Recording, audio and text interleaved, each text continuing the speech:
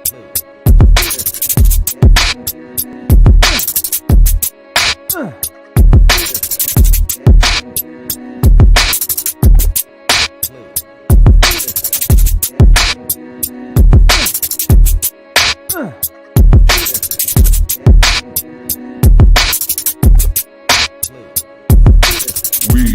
are Legion.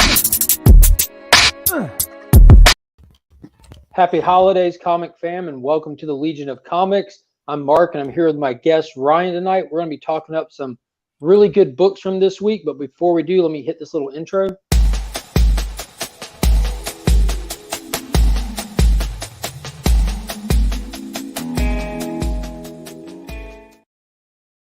Now, if you're new to the channel or you're coming back and you haven't already, be sure to subscribe to the channel, hit that like button, and ring the notification bell to alert you whenever new content is dropped. And almost at 300 subscribers, and I'll be doing a subscriber giveaway for that 300 subscriber mark, so be on the lookout for that. And remember, you do have to be a subscriber to win. So without wasting any more time, what's up, Ryan? What's up, man? I'm excited.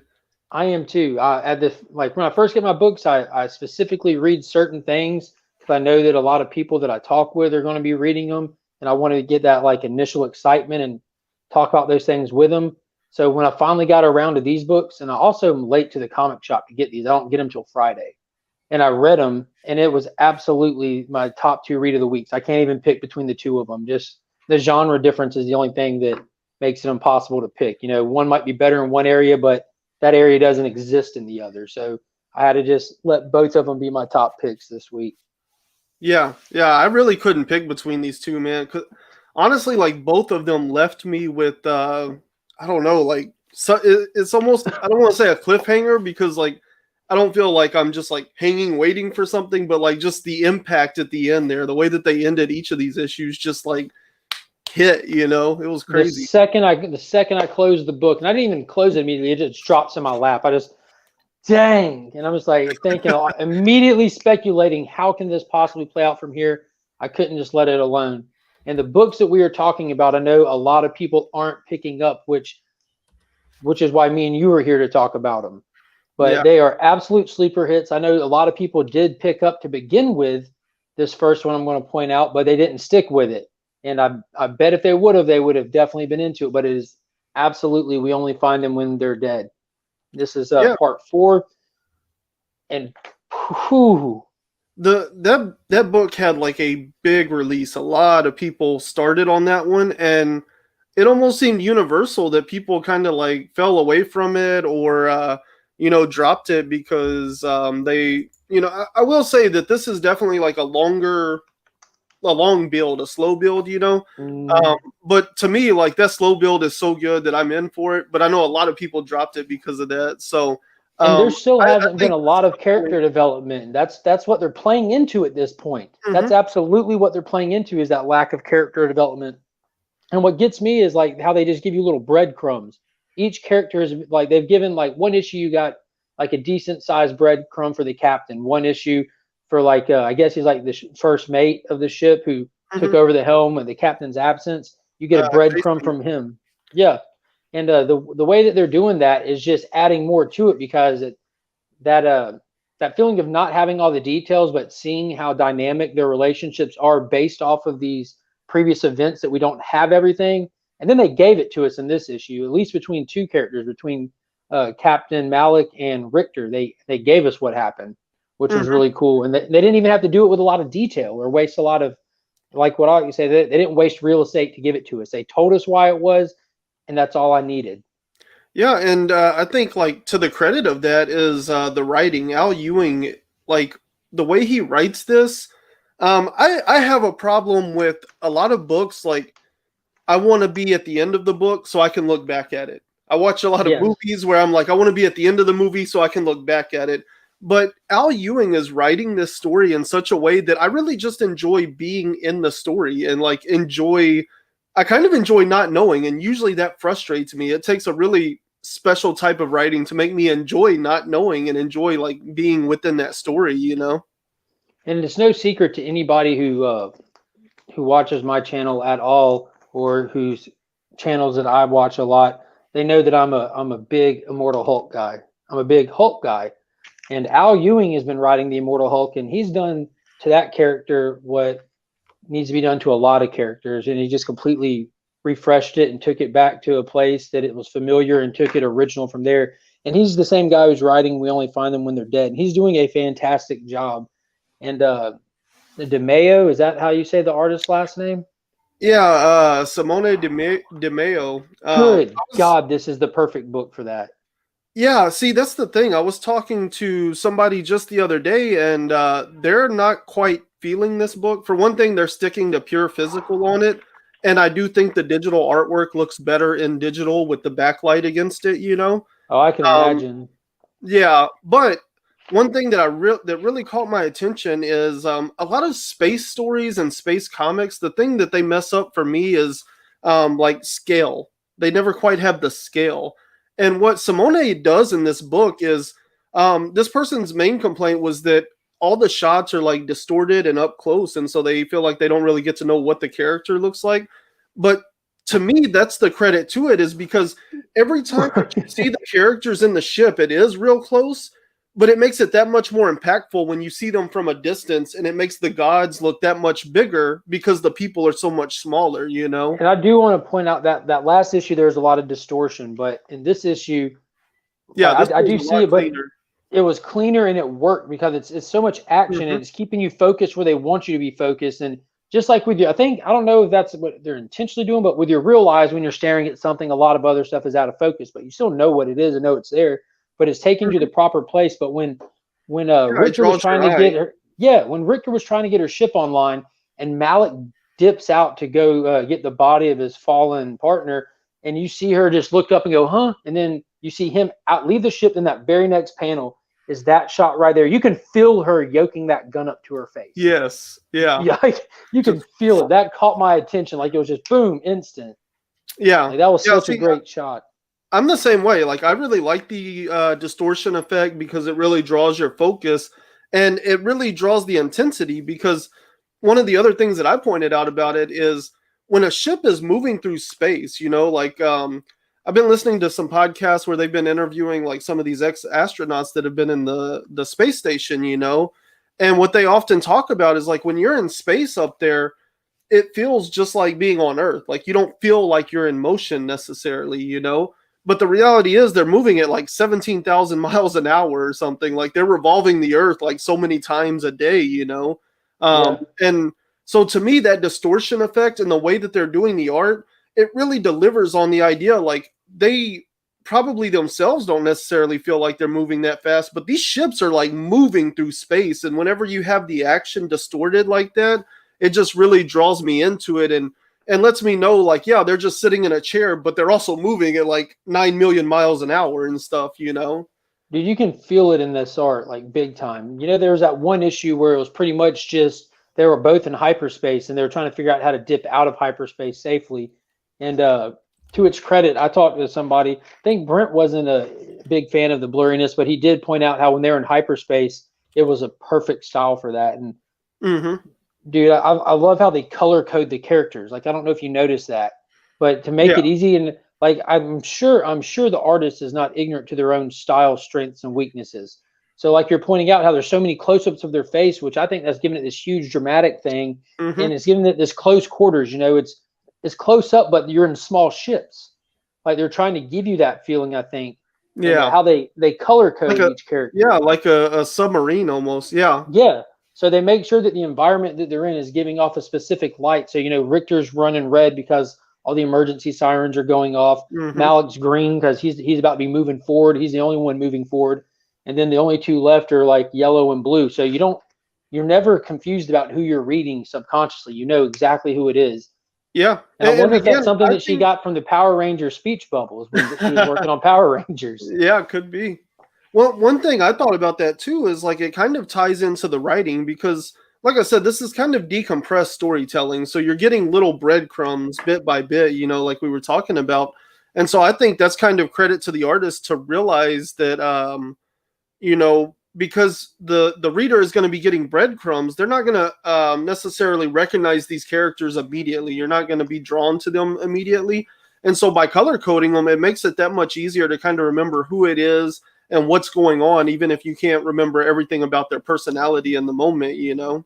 Yeah, it makes it where you can kind of move through the story smoothly. You're Yeah, not sitting yeah, there exactly. going back thinking and double checking panels. Dude, I just gotta say, like my wife two Christmases ago got me the tablet that I'm on. It was brand new at the time, but it still works great for this. And she got I like those little fold out cases and wireless Mhm. keyboards. But I haven't thought about my wireless keyboard in over a year. But I got it out here recently, and it is fantastic. Yeah. It's like my little tablet computer, and I'm actually able to Mhm. sit here and participate in the chat instead of because normally I tap on the comments and the video goes away and Yeah. yeah, the keyboard comes up. So Yeah. yeah, big shout out to my wife who pops in and watches these. Thank you, baby. Yeah. Yeah. I did have an iPad before, and it had the like keyboard built into the case. You know, you fold it down, it would set up and everything. And those things are nice. They make the tablet experience really a lot better. So Yeah, they do. I can feel that. And I learned from this one that when you get used to what tabbing does and the different arrows, like you don't even it has like a mouse function to it. It's really smooth. Mhm. Like Yeah. once you play with every website kind of moves a little differently, but I'm not on a ton of websites, just Yeah. pretty much just YouTube on it, but you can navigate really, really easily. But do you pick up floppies of this? Yes, I have the first three in a box over here. Do you get the specific covers or just any covers? Actually, I usually get the A cover, the one that has the lettering, because I really Yeah. like the billboard and space effect. That's a really big thing to me. The other ones I like are like the Virgin covers. I think those are really cool too. But I really like perspective stuff, and so whenever you do like the billboard in space, like yeah, like the Jesus. man, Like I remember reading the last issue even, and like when they're chasing them, they pull off, and as soon as they come out of like you've been sitting there tunnel vision in hyperspace for Mhm. two issues almost, and they get the little ping from a gravity field, and they think it's a small planet or a big asteroid, and as soon as they pull out, they do that 2-page spread where they're just a little speck on the screen, and I think it's because of how the artist is whenever they draw the god, they make them so vast that they can't even draw all of them. There's so much dead space in the image even, because it's just I don't know how they've done it. I've seen big things drawn before, but the way that it is just presented in this book Mhm. is presented in a way that it hasn't been before. And whoever's coloring this, they deserve an award. I don't know if y'all have heard of the C-List Villains podcast. They're awesome dudes. They're really fun to listen to. They had their first annual award show last night, and DeMeo won their award show for Artist of the Year. I want to say him and his wife color it. I could Well, be they wrong are on an that. effective team. Yeah, I could be wrong on that, but I want to say it's like him and his wife or something like that that do the coloring. So, So for this first one, it wasn't on my pull list, so I went to go. It actually came out the same day that the Clayton Crane signing was happening here in Augusta, back on mm, September 2nd. So I went in the store when they opened the doors, and I went to go grab a copy, and all the A covers were already gone.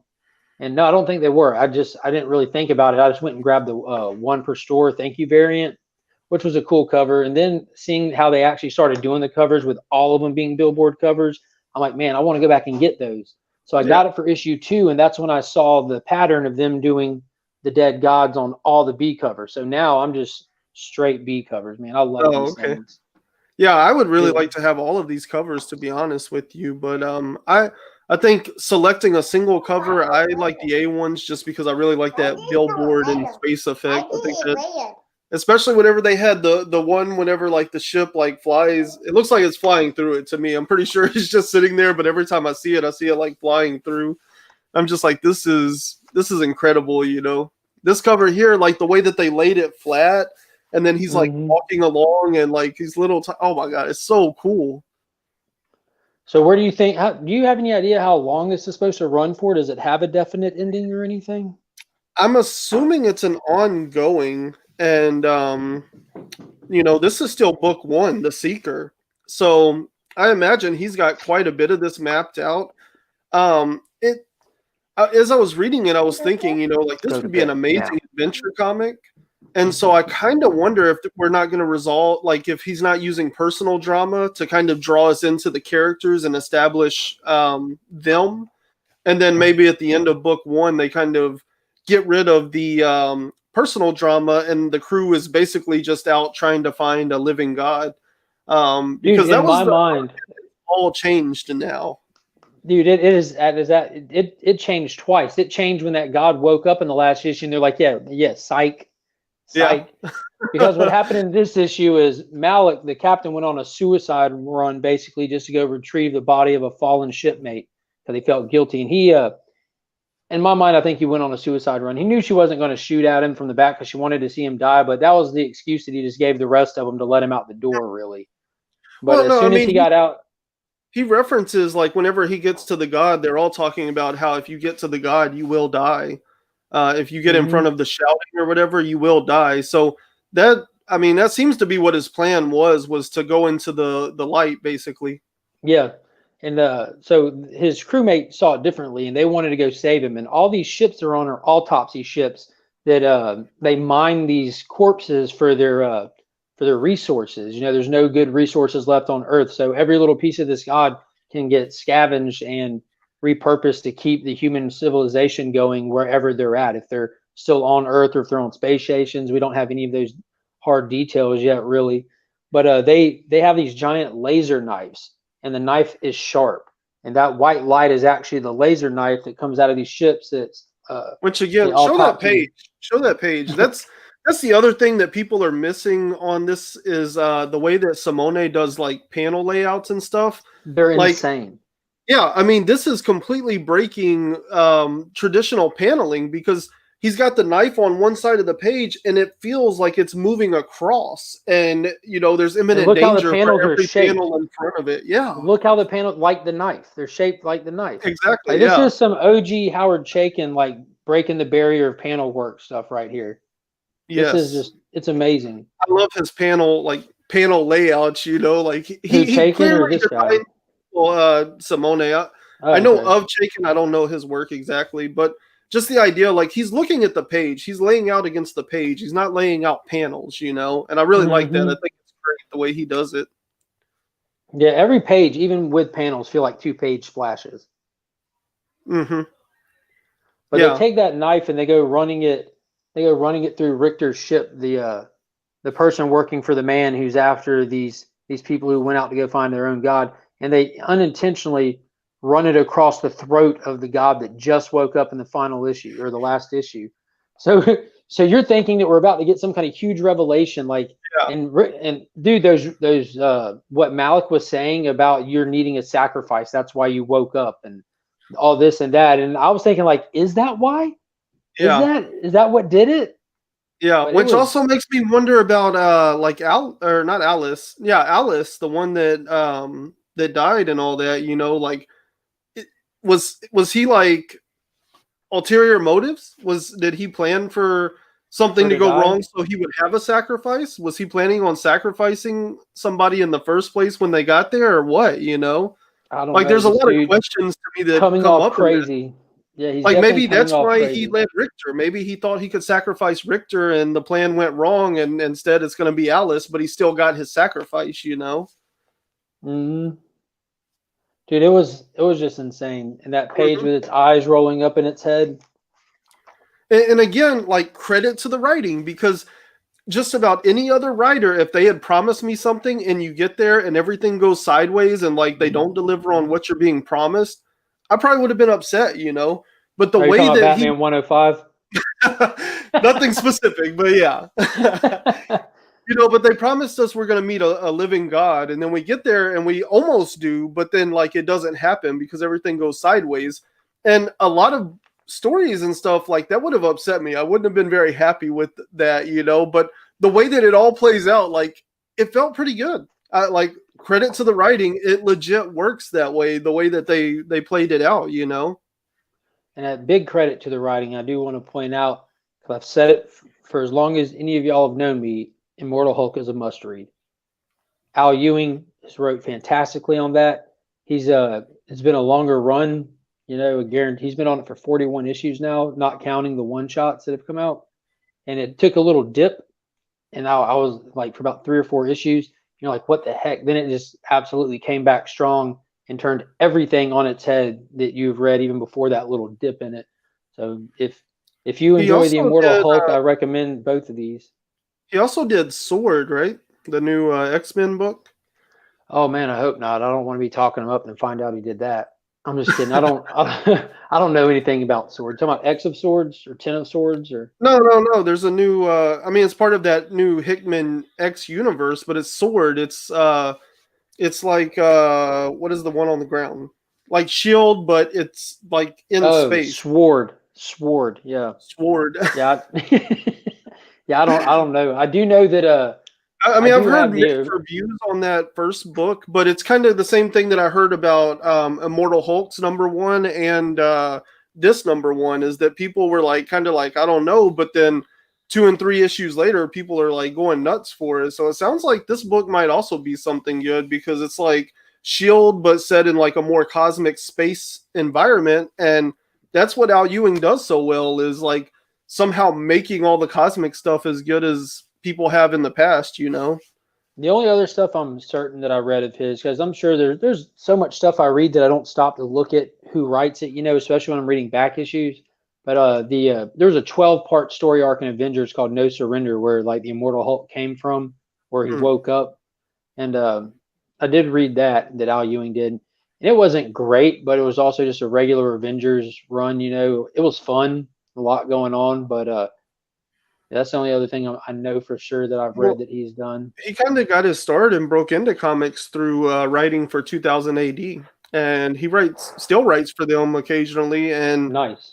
he has some really good stuff in there. In fact, the first 3 or 4 pages of "We Only Find Them When They're Dead" #1 appeared in 2000 AD as like a preview, like in the Oh, back that's of the really book. cool.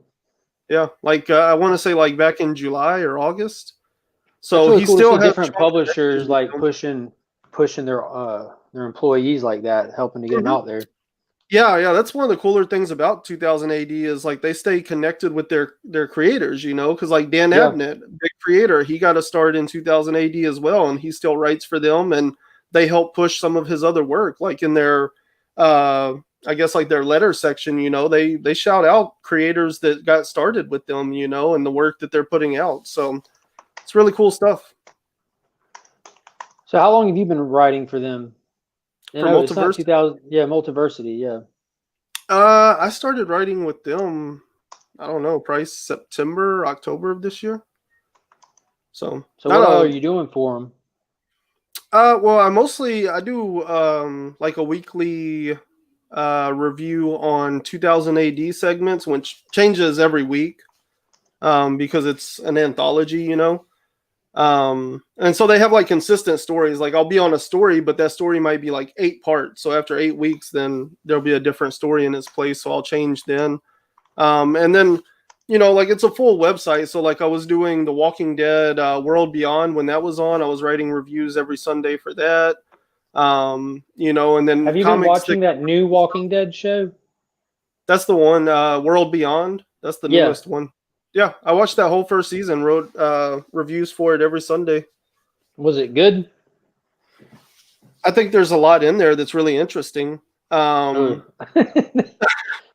Like, I mean, the thing is, it would have been a really good show for like the CW. Like it Yeah, that's what it was, looked like to me. yeah, because it's focused on like teenagers in a world after the zombie apocalypse is hit. And so it had like this very, like it would have been really good on the CW.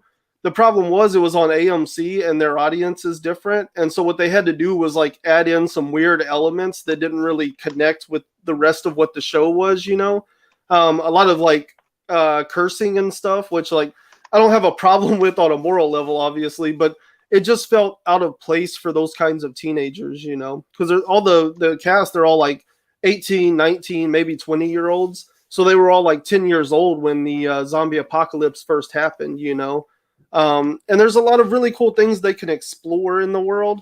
I will say the first season sets up what could be a really cool second season. But all of that, I do have to include that I've never watched any of The Walking Dead. Well, I watched the 6-episode first season of The Walking Dead, but that's all I've seen. I've never seen Fear the Walking Dead, and I've never read any of the comics. So my view on World Beyond, they asked for specifically because I had no, like it would be a different kind of take because I have no connection to what it may or may not be connecting to the rest of the universe with. I only watched the majority of the first season. Yeah, you've heard me mention before, but I watch a lot of comic tropes. I think that was the first comic book YouTube channel I ever found, and it was because I was searching specific comic creators from days long ago. You know what I mean? Like those classic creators, and Chris is awesome, and he has stuff on everybody. So when I was looking up these old Golden Age people, that my dad sits there and he just tries to chit chat with me about Golden Age comics like I was alive back then, because he has all of those in his memory bank, and all the stuff that's in public domain he owns and everything. So I'll go after we have conversations and go look into these people and like get some knowledge on myself. But Chris knows Robert Kirkman. Like they know each other on a very, very good level. Mommy wants you in the elf outfit, buddy. You got to wear your elf outfit. And he had him on there for an interview, and you released it in 3 parts. Yeah, the Firepower interview. That's the reason that I read Firepower. I've never read any Kirkman work. Did you hear how they were joking about Solid Blood in the interviews? Were they? Dude, in one of the interviews, like, yes, they were, because he has that book that Chris has a copy of, like the original, not this issue, you know what I mean? Like the original pitch or whatever that he did for it. Yeah, Chris was joking about how he's going to show everyone that book, and Kirkman apparently wasn't impressed with his own work, looking back on his own work that long ago, But I know what you're talking. Yeah, because he was like, I should show this book off, and he's like, no, you should keep it to yourself. He said, I forgot I even gave you one of those. Yeah, okay. Yeah, but shout out to Steve. I hope you're still watching, because he doesn't like comic tropes. Why not?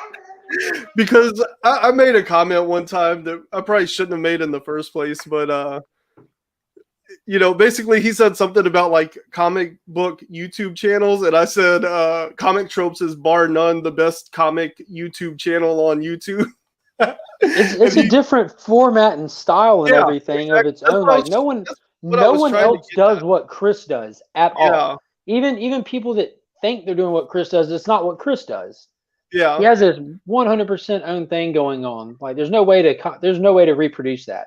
Yeah, and that was kind of my point, was like the absolute best. Like if I had to pick only one comic book YouTube channel to watch, even over my own stuff, it would be Comic Tropes. Absolutely. That is a desert island style YouTube channel. Like what he's doing is bar none, like the most like quality, not quality production, but like the most quality content rich.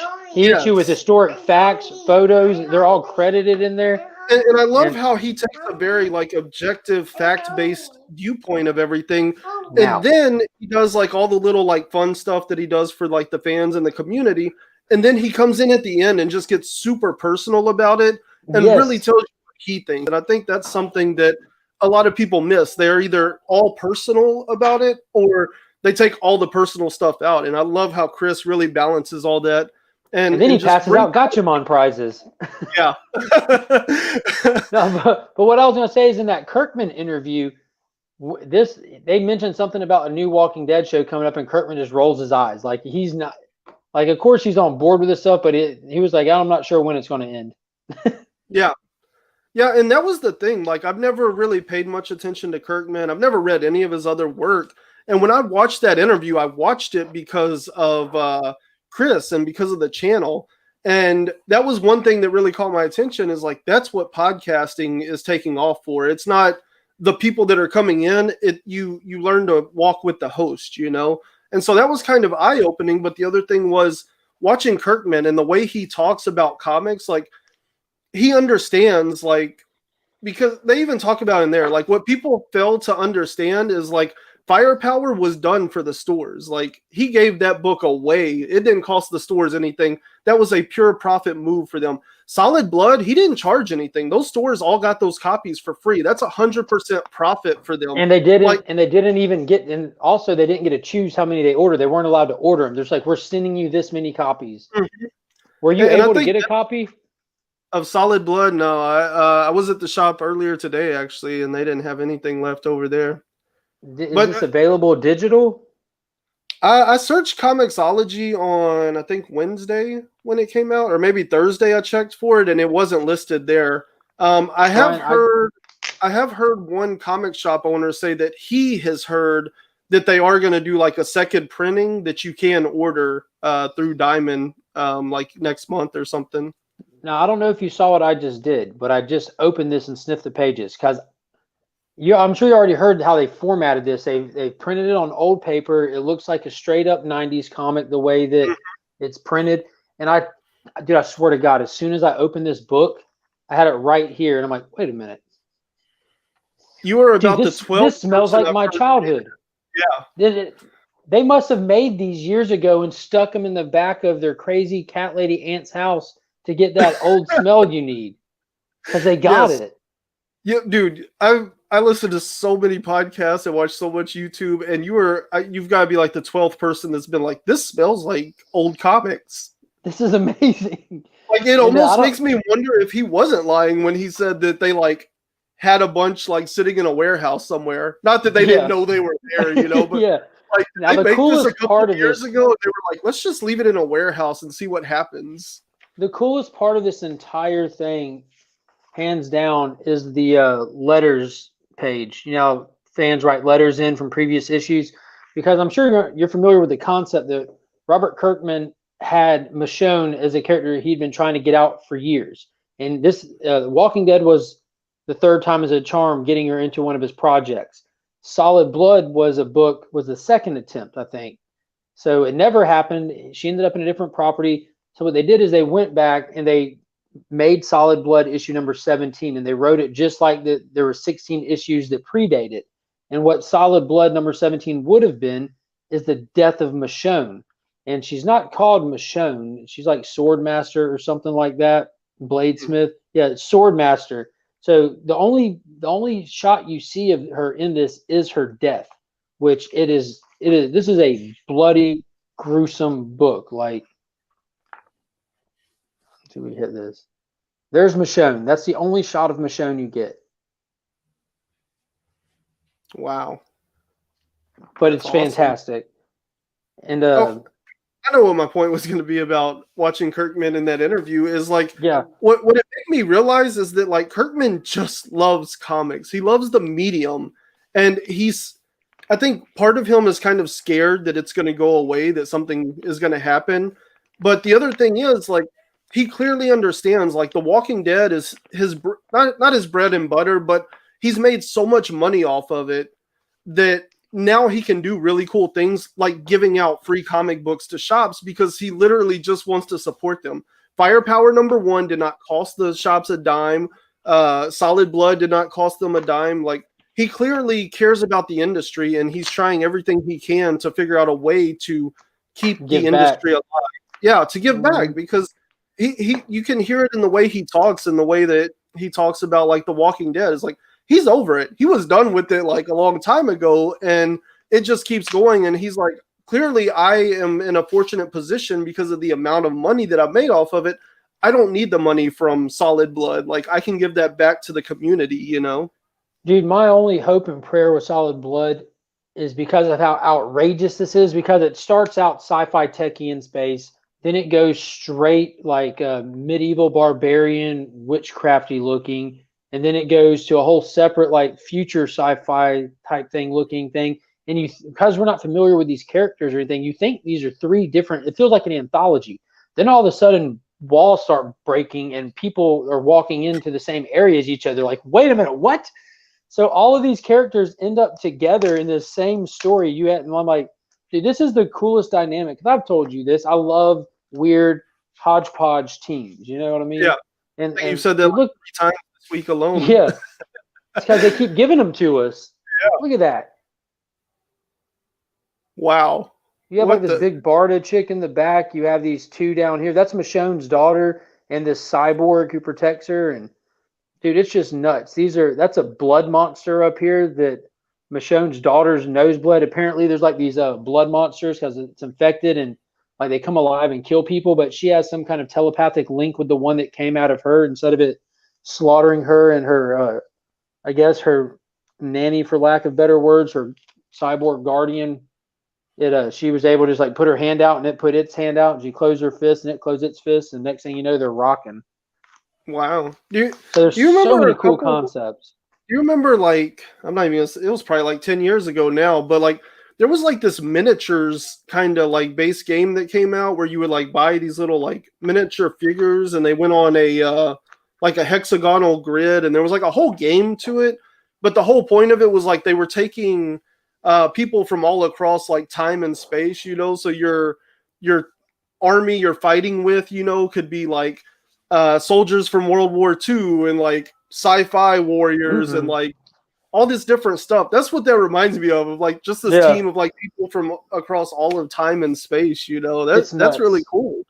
But I like in the back of it, because it's 17, so like if that was a real book and they had issue 17, they would be talking about how excited they are for their upcoming like 25th issue, which is, you know, quarter of 100. It's a big deal. So they're writing about the success of Solid Blood and how they can't wait to get to issue 25. So I hope to God, I hope that it's like well received and people like it and everything. What's going on, Sam? Looking forward to work tomorrow, buddy. We're going to be busy. Yeah, it's really cool. I mean, I haven't read it, so I don't know exactly what all goes down and everything. You've got to read it. But yeah, I really want to check it out. I think it's just a cool concept, and I think it's really issue 17 cool becomes issue 1. Like they just take it and run. Yeah, that would be interesting. I would like to see what becomes of this, because that's the other thing is like Kirkman's so good at like teasing things. Like he's really good at that, you know, and so it's hard to tell exactly what his true intention here is. In some ways, it kind of feels like something to just kind of give back to the community and stir up that nostalgia, you know, because I always quote the letters, like the letters page of the Firepower Free Comic Book Day, and his opening statement is that in that is like, I like new things. Like he gets tired of writing the same characters in the same story. That's what bored him about The Walking Dead. So like he's always trying to come up with new ideas and new ways to do that, you know? And so it's hard to tell if his true intention is to launch something out of this or if he's just trying to like find a new way to really like he seems like he wants to give people the same feelings he had when he was nothing but a comic fan, you know, and not a big deal creator, you know? And so I wonder if this is like an intention for him to like just do that, or if this is something he's trying to like kind of spawn something else out of, you know? You know, when they first announced the book, I was excited for it when I found out about it. You know, the first thing I heard is when you sent me the link to the YouTube video, and I was excited for it. That just sounded fun, you know. And I see like this character on the cover, and I see we're in space. I like space stuff, and then I hear like I start like kind of mentioning it around and stuff, and a lot of people are like, "Yeah, no, not for me. It seems like a cash grab," and it's the opposite of a cash grab. It's a throw cash away. Yeah, because he didn't charge anything on those. I love the way he to let me get it for cover price. That was really cool. Yeah, I love the way he did that video and stuff. It's just like like he's so in character about it. Like I don't know where this came from. I don't know what it is, but I'm like, why just leave them there? It's 2020. Let's just give them away. You know, like just the way he does it. You know, his personality is like very endearing. You know, he's a big kid like most of us. Yeah, exactly. So, what about We Live, man? You want to talk about? I was moving the books over and pulling it out. Here it comes. The book that nobody. Well, that's not true. Like Comic Man Andy reads it. And he was singing its praises. I know. I'm starting to see more posts. There's a lot of people. Yeah, when I'm just like channel hopping, like spending as much time as I can, like on people's channels, seeing what they're picking up and reading. A lot of people are reading it. Tons of people are reading it. This is the exact reverse of We Only Find Them When They're Dead. We Only Find Them When They're Dead. Everybody, I mean, they sold gangbusters on that first issue, and it's just consistently, yeah. But then this book, We Live, I feel like nobody picked it up. I didn't hear anybody talking about it, and with number 3, I've seen probably 6 or 7 people talking about it. So it definitely seems like this one's growing as far as readership is concerned, and that's good because people are really no pun missing intended. out. Yeah. Yeah, this is a fantastic book. It is amazingly written. Also, it's the Miranda brothers. The artwork in it is beautiful. It looks like a complete hodgepodge of all kinds of genres all in one book. Because I've watched plenty of Yes, anime Austin, stuff. thank you. What do you say? Austin said, "I read, we live." Yeah, it was last night on Two Brothers. I mentioned how We Live and We Only Find Them When They're Dead were my top two picks of the week. And Dustin was mad because I had trash talk Batman 105. So I was really going into at it in Batman. the comments, like really trying to mess with him. And he finally gets around because I started in with it early, and he finally gets around. Nick was like, "Dude, tell everyone what you thought of Batman 105. They want to know." He goes, "Oh yeah, I didn't like it." So he's sitting there arguing with me just to get around to agree with me. But I think Tynan's done good with Batman overall. I think the story arc, but again, like even on Steve's channel, I called it issues and issues ago. I said, dude, Mhm. y'all, this is just going to be filler, just like what's going on with Flash. So, and again, I think that knowing what Tynan can do and expecting him to do that same level of originality in a property like Batman, that's unrealistic. Yeah. Yeah, I think he's an outside of the box kind of thinker, and when you put him on rails, I think that in the 2-week bi-week or bi-monthly release schedule, I think that's the two things that probably worked least in his favor for all of this. It was I have a hard time not blaming him because he knows his parameters to work in, right? Like DC doesn't tell you go do what you want on Batman, then one day come in there and say, but oh, you've gone too far, pull the brakes. They don't tell you that. He knows the map of what it looks like where they're going, and Yeah. he's writing beyond his parameters. And that's not DC's job. That's not the editor's fault. That's his fault. Yeah. So I Yeah, definitely as long as fault they're him for clear and that. obvious in their guidelines and stuff, it's up to him to create within it. Yeah. But he's done great with introducing new characters as far as Punchline and as far as Clown Hunter. I think Ghostmaker is the dumbest thing in the world at this point. He's just churning out new characters that they're not interesting anymore. You've churned out too many characters too fast, and you're not building on the ones you have enough. Like we haven't seen nothing from Punchline since her one shot. Clown Hunter, you're just beating the dead horse. Punchline does have a series coming out though, right? They did the one shot of her, and they announced post There's feature something state for Joker. March, right? Joker will have an ongoing title, and I think they're going to be pushing it in that. I haven't heard an actual announced ongoing Punchline, but what they're doing, DC is streamlined the number of titles they have. Like a lot of them stopped getting up to the new year here. But what they're doing, it looks like they have this new format that they're going to be playing with in the Infinite Frontier, where Batman Infinite Frontier on the bottom is going to say featuring a story with Robin. So like Robin is going to be featured short story in the back of Batman. Justice League Dark, which is ran its course, is going to be featured short story in the back of Justice League. So it looks like those ones that have canceled from their own are going to be features in the back, kind of like those DC Showcase shorts for the animated movies. Yeah. Yeah, but isn't Williamson writing that Robin backup? I don't know. Okay, see, the theory that I'm hearing, and I'm pretty sure I've seen his name on both of these things, so it sounds right. Williamson teased that he's doing him and Gooden. He like tweeted an image that's like real shadowy, but it kind of looks like Damian in the dark. And if it's Damian, that's going to be in Detective probably. Well, Damian's not he really tweeted it Batman. as a series for DC. Oh, as an ongoing of its own? Yes. And then whenever I saw the Dark Detective or whatever, or no, not Dark, whatever the one is that has that Robin backup, his name is attached to that too. That was just Batman. Check this out real quick. Where they're going the with theory Detective. I'm hearing is that Robin backup is going to be Damian, and that's going to spin out into a Williamson, Robin, Damian specific ongoing of some sort. Well, that'd be good because, in my opinion, Damian's been like the most interesting Robin since Jason Todd. Because, like, you see so many of those same elements with him, like talking back and doing his own thing, and the bad boy, and Batman has his hands tied to a degree, being that it's his father, and and who his mom He's is. got a So I soft think spot. there's Yeah. there's a lot to play with in there. But I know Williamson's supposed to be writing. I think he's writing just the Justice League inside of Future State because Bendis is taking over Justice League, Mm-hmm. which we'll see.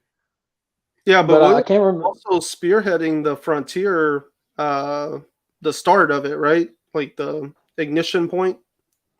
I think so. Yeah, he's a primary mover with that, Yeah. which I think is promising. He's a really good writer, man. All these DC titles that I don't read, and it seems like, I mean, I hate to try to like put anybody into a box, but it seems like a lot of comic readers that I talk to in the community are kind of just hitting the flashy comics, like what's popular in mass, and there's so much good stuff out there. There's countless books out there. And I read Batman Superman, which has nothing to do with the overall main universe. Every now and then story arcs will dip into it and stuff. But Joshua Williamson's been writing that. It's been fantastic. It has been awesome. It's just straight up well-written superhero stories. Like when people say, whatever happened to good superhero stories? They're out there. You're just not picking them up. Justice League has been like that since Snyder left it. Yeah. As soon as Snyder left Justice League, it became classic, straight up Justice League stories. As soon as Hell Arisen ended and the little lead into Hell Arisen that was in Batman Superman, that's how that title started, was like the prequel to Hell Arisen. As soon as that was gone, it's just been straight up Batman Superman stories with guest appearances by other heroes and stuff. It's just, there's so many good comics out there. That's why I like Endless Winter. Yeah, see, that's what I was saying about The Flash is like, I never heard anybody talking about Williamson, but they would complain about Batman and Tom King. And I'm like, why spend your time complaining about him when you could be reading The Flash? And like, Williamson is like the quintessential, like, classic superhero writer, like the way he wrote The Flash, every issue started out with like a little thing with the Flash himself, and it would basically state the theme of this book. And then you would get like a title splash, and then you would get your story, and it would wrap up. And it was very episodic. It felt very classic in the way he told the story in every issue. And it didn't matter if it was a 2-part story or a 3-part story or a single part story, like it was always the same. Like it felt like you could pick up any issue and just start and then get back out, no problem, and people totally overlooked him. They were so concerned with what Tom King or Tynion was doing on Batman. I'm like, if you don't like those, if you're just going to complain about them, go read a good writer, like go read I've been trying to move everyone over to Detective for a few weeks now. I'm like, yeah, this Ghostmaker thing's going to flop. Check out Detective. It's solid. It is solid. Yeah. But, I keep hearing good things about Detective. But yeah, we need to talk about it. No, we got so sidetracked. I kept trying to think about that. So this, first off, just with the cover, this threw me off right from rip. The covers are not, there's no theme to them. There's no like ongoing style. Like we only find them when they're dead. It's basically when you get them all, it looks like a complete art piece of matching covers. Not with this. The first one had Hiroto, or how do you say the little boy's name? Hatoto, and his sister standing there with this beautiful overgrown landscape behind him. The second one was a close-up of the little, I don't even know what it is, alien or mutated Earth life of some sort. Yeah. Now this one, gorilla, right? That was on the second, right? Yeah. Now and then this one has this. I had an idea what it was from that first issue, where that the plant life is able to infect you and take you over. But this looks like a legit character. He's got a ring of keys in his hand. He's got a clock hanging from his neck. He's wearing garments that he looks like he's probably had on for a while. So I was stoked. And then when I read it, I had to go back and look at the cover, because it's not a ring of keys. Those are the chains that he's holding, dragging the people behind him. Yeah, and there's a couple of differences here, actually. Not only that, but the color palette's always been like very green and blue heavy, and then this one popped up red, and I was like, okay. And then as you open the story, it wasn't like formulaic in the first two, but they followed the same kind of storytelling in the first two, And this one, the storytelling changes pretty dramatically and sets up in a completely different way. So this issue, honestly, like I've been hyping this. I really was into the concept, and then after the first one, I was like, "This is so good, everybody!" And then the second one, and then this one, I was like, "Wait, maybe I've misspoken. What if this doesn't turn out as good?" Because it was just so different from the first two. I was like, what's going on? Like through the whole book, I was like, what's different? You know, why is this changing all of a sudden? I was stoked for it. Not, you are able to take things in a lot more depth than I am, coming from a writer's perspective. I'm not a writer. I can draw stick figures. That's about as good as I can do. But so as soon as I open this and realize we're getting a flashback and they're diving into the science behind what's going on with the infected people, I was in there. Like, I was hooked. Because I didn't think that we were ever going to get anything like flashbacks or this time period, because they set up in that really creative way. Like, it looked like the airplane manual style of what happened in the past, with the little kids on the diagrams in issue 1. Yeah. So I was really interested with this background, with this. You have the scientists working hard to try to figure out how to stop the spread of this infection, and you have the military that's already just given up. He's not even, he knows, like, okay. Yeah. So I thought that was really cool that they gave us that. Yeah, and it definitely hooked me there. I was definitely interested because I was like you said, like, I didn't expect to get any backstory. I thought we were just going to follow the journey of these two kids, And I think that was kind of the part that had me a little off put for a little bit there. Was like, okay, so now it seems like this almost seems like a story from a different series or something, Like, I was like, this is different from what the first two have been, But it definitely hooked me and had me interested because they were explaining what is actually going on with the people and how they have been affected on this planet and what's really going on, why the planet is dying, And I thought that was all really interesting, and they played that all very well. It was really cool. And then whenever you get to where the kids are there, like that, I so thought his sister was about to die, and I was like, I don't understand. Why would they kill the sister? Like, we're gonna need her. She has to take him. Like, she has I was to carry convinced him. she was dead, because they made it abundantly clear. They made it clear in issue 1, but they made it abundantly clear by issue 2 that nobody is safe in this book. Yeah, like you with Walking Dead, going back to that, just for lack of a better example, you get to the point where you realize nobody's safe. Eventually, you get to that point. Yeah. With this, they start the book like that. Out the gate. Yeah, I mean, I guess kind of spoilers, but in the first issue, you realize, like, children are not safe in this world. Like, in this story, this book has no problem getting rid of children. And after this issue, you realize they're the most in danger. Right? And then in the second issue, who you think are like established characters that are important to like the overall story, they tell you they're not safe either. So by the time I got to this issue, that's probably a lot of what contributed to me, like, because they've also established that Hatoto, the little boy, he lives in this like world of imagination, and he in no way is capable of surviving this planet on his own and the journey that he needs to make. And so whenever it felt like his sister was going to die, I was like, oh no, like, this kid is not going to be able to do this, like, what's happening? And I like how lost they left me as the reader. Like, they start with the flashback and then they jump into the scientist. You find out that the scientist was working to like slow and stop the spread of this I don't even know how to explain this infected plant life that was taking people over and turning them into savages that can infect other people. It's basically like I wouldn't say that he was trying to stop the spread. It seemed more like what he was doing was like this idea, almost like herd immunity, right? Everybody is going to get infected with this. So the best thing that we can do is get everybody infected. But when you get infected, you either live and evolve into something else or you die.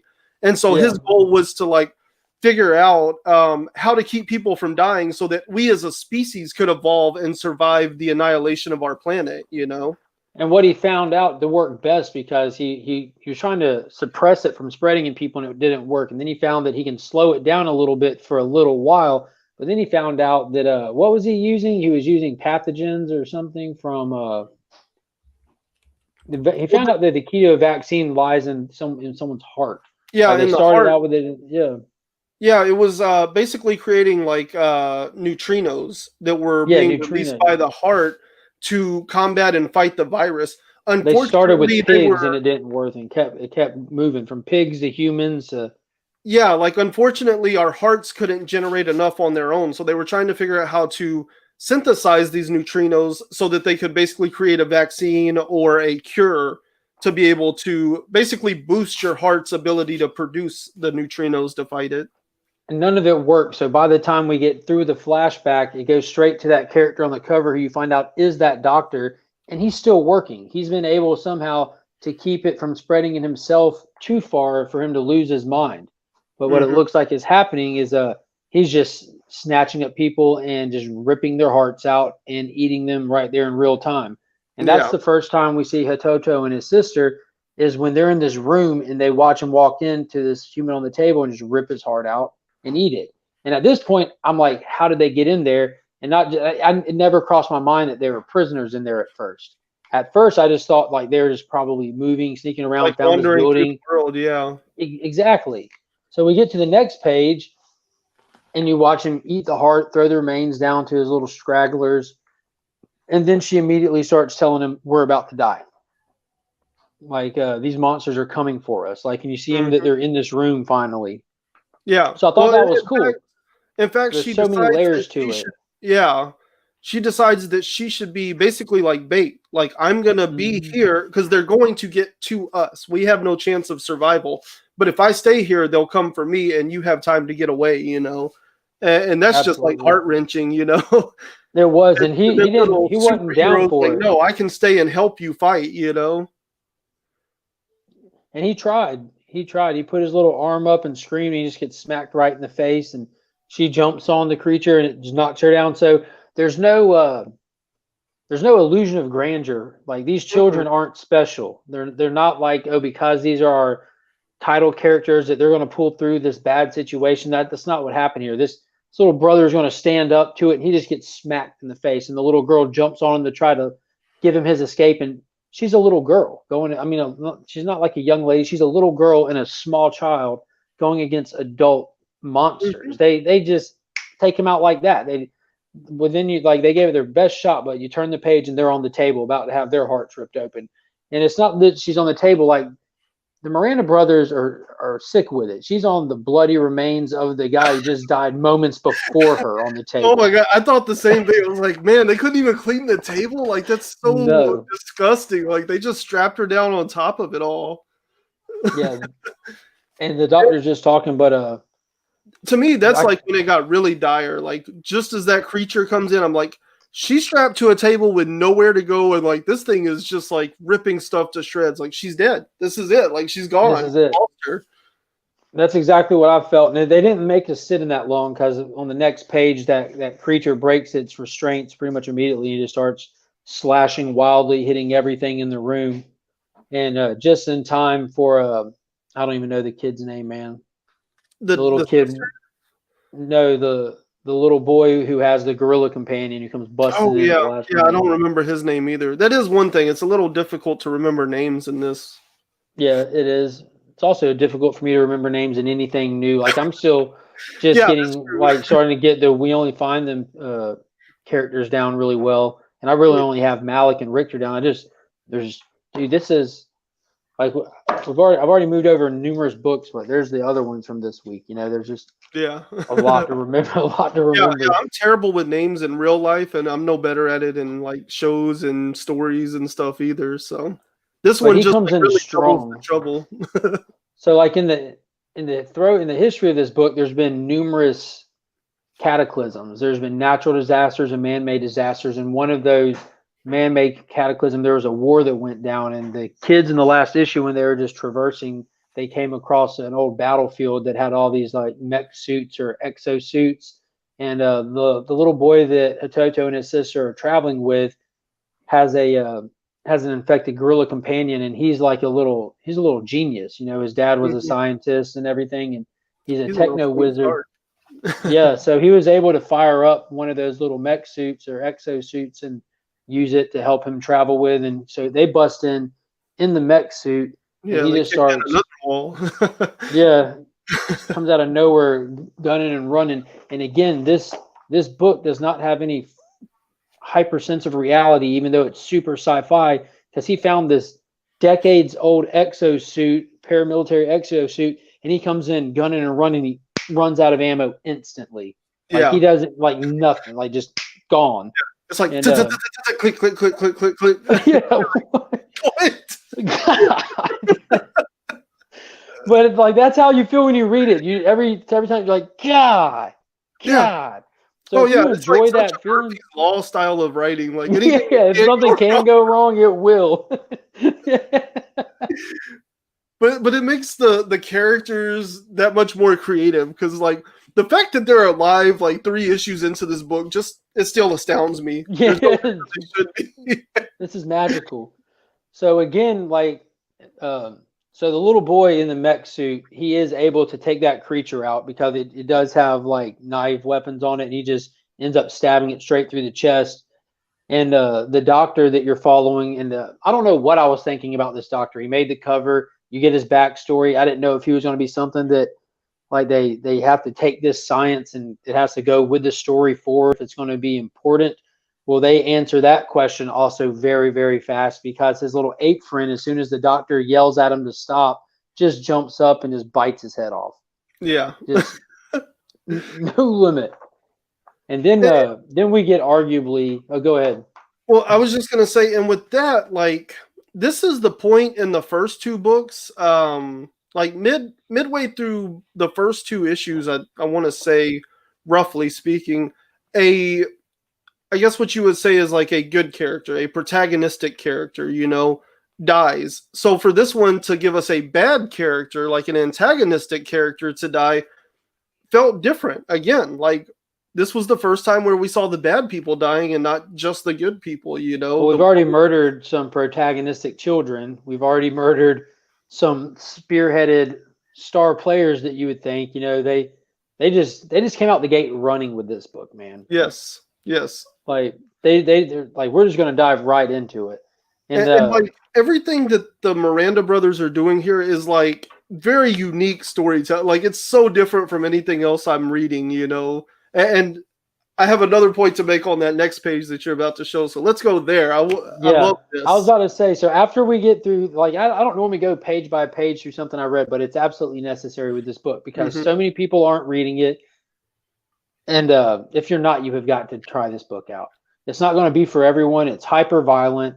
It's hyper sci-fi. It's got shades of anime all through it. So it's got a little bit of everything, but give it a shot at least. Yeah. But this next page is arguably the best 2-page splash I've ever seen. And it's not just on its own by itself what makes it so good. It's going from the dynamic of where we've been all the way up to this issue and then where we're about to go. And I'm just going to give it a little bit more justice here. So we go from this hectic, just all hellhole. Yeah. I mean, this is about as intense as action can get. It is. And then you turn the page to this. The most silent and just like quiet thing you could see. And this is a still image, but you can feel it moving when you turn the page. Like I took a breather on this page, Ryan. Mm-hmm. Yeah, that's I the absolutely thing. It is did. just like it's like a poster, like an art piece. But it did those 2 pages. I probably spent more time reading than most of the other pages because I was just like, I need to catch up with myself now. Yeah, absolutely. I turned the page and I literally go, "Oh my God!" And I just sat there for a minute and just looked at it. And I looked at all the little nuances with how everyone again with the art on it is fantastic. So they're all silhouetted, but they're accented by their colors. That like you don't need the colors to identify them. You know who they are. These shapes are vastly different from one another, but they still take the time to color them differently. So Toto has a little bit of orange showing from his little get up. His sister's got some yellow showing on her arm. The simian creature's got the color on the back where he has those little wings that he communicates with through sound and light. And then little techie kid, you just get the blue highlights of the energy off the exosuit.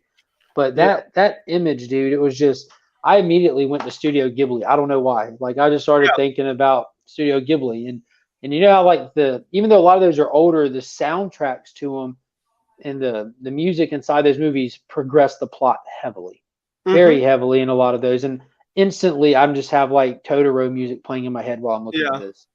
I'm just I'm just going to enjoy this. I absolutely hate mixed media. There is very few times in my life where I've run into a mixed media kind of thing where I was like, "Oh, this is cool," like, "Hey, that's great you're reading this book, but you should go to this website." But the Miranda brothers have done something absolutely stellar. If you follow this QR code, there is a video on YouTube of this in motion with a music soundtrack that is And just it's called "The Invisible Kingdom" is the name of the song. You should be able to. What is going on? Did she just wake up? Look at this! Look at this little hairdo going on. Every single piece of hair on the back of her head is standing up separately. None of it's grouped together. I don't know if you can see this. Yeah. Her and Finn have matching jammies on. Oh, nice. My wife just came in here cracking up. Did you get her passy? I don't know where it went. Yeah, Oh, they goodness. did. I think they've put a soundtrack to every issue, but I also really enjoyed the first song from the first Look under that. issue when the guy's like sitting there smoking the cigarette. There was a QR code on that page that had a song that was equally The just white whale. for that. Yeah. I only remember that because of John's Comics with Kids. He has that guy on his channel who had the channel in the White Whale, and they've talked on issue 1. I just happened to catch them talking on issue 1, and he's like, "Dude, I thought they were giving me a shout out or something." That's the only Yeah. reason why I remember that one. I watched I that need to go back and episode, yeah, I need to go back and check out the other ones because, dude, when this was put to motion, I just wish it was like one of those like I don't know, give me at least a 5-hour instrumental just so I can at least just turn it on and just go to bed because that music that was playing. This picture makes that noise before you ever even heard that song. This image makes that sound. Mm-hmm. Yeah, I could totally hear the vibe to it, and then as soon as I actually hit play, I was like, "Oh yes, this matches exactly how I felt." Yeah, it was perfect. And it's almost like they've scored their own book or something. Like the music is just so fitting to every image. They had to have read it, or at least seen it. I can't imagine how else. Now, maybe you want to give a little perspective on what the heck was going on with this machine that they walked by. Like, is this machine of this Earth? And I got to thinking real quick, what if aliens didn't send the message? What if aliens didn't leave the armbands? Because there's no present sign or anything of aliens. Because I immediately started thinking, like, is this thing sitting here by the aliens? Are there even aliens? Yeah, because the way I understand it is like these major hubs, these are like cities or whatever where you have to get to in order to leave the planet. Where the aliens are supposed to come pick you up. Yeah, we'll give you the time and date. Just make sure you're there. Yeah, but we don't know that there's aliens, and that's what that contraption is supposed to be, is like one of those locations they can get to by the certain time and day in order to get picked up, but so that's the actual rendezvous point that they were trying to get to. From what I understand, yeah, like and I guess almost in a sense of like how we only find them when they're dead is like, oh yeah, we're going to see a live god, and then you don't really get to see a live god because of circumstance. I feel like that's what this is like they didn't even quite realize how close they were, and then as it lights up, they're like, oh, it's like right there, like we could get there, but not so. Now they just have to survive at this point long enough. See, I don't know why it didn't grasp me as this is the rendezvous point per se, like as much as just another something that they might be traveling past, because there's nobody else here. And I mean, obviously there's nobody from the party that they started off with. Poor them. But well, and I feel like in the second issue, they do kind of reference that they're running out of time, like that time is not on their side at this point because whenever they ran into the tornado and stuff, they were on track to get there on the bus, but they lost the bus and had to go through the swamp and everywhere. Yeah, and he's like, we still have to go to the same place, but we're going to move like a third as fast, because we have to walk on foot. So then they said they're going to take a shortcut through the dangerous area as well. Yeah. Which I get. Oh, now that I think about it, yeah, they were.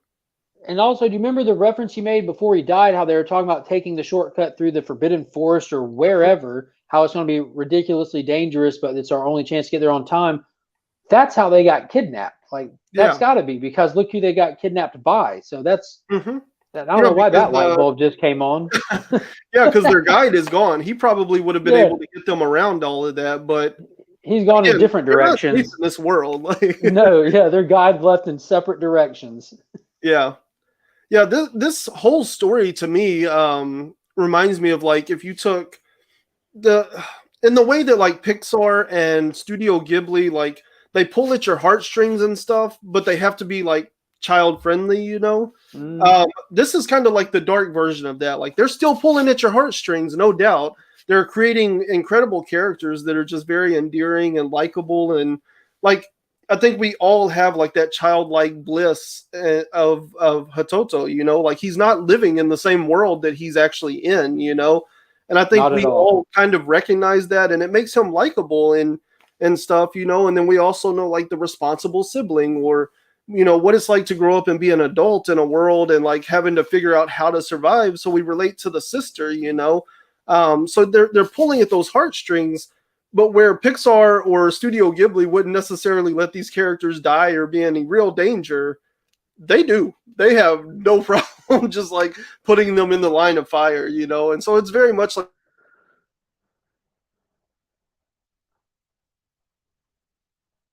Oh, Ryan, it froze up.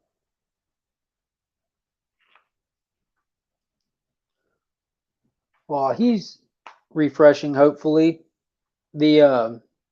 Yeah, they constantly stay in danger, and every time that they give us a little moment of levity or relief, and this scene that we're on right now is a prime example of it. But every time you get a little moment where they get a chance to breathe and catch your breath and kind of get a little personal dialogue, you turn the page and they're immediately right back into danger. And right when you turn the page, they hear a noise, and the little simian that's with them. Oh, here we go. Add to stream. Brian, look up there. It's you. You're frozen. I was gonna say, do you still see another one of me? Yeah. Now it's gone. Yeah, you're talking about how they're still pulling at your heartstrings. Yeah, it just reminds me of, like, they're doing a lot of what Studio Ghibli or Pixar does, but with, you know, like, a very much dark version of it. They don't mind putting their characters in the line of fire, you know?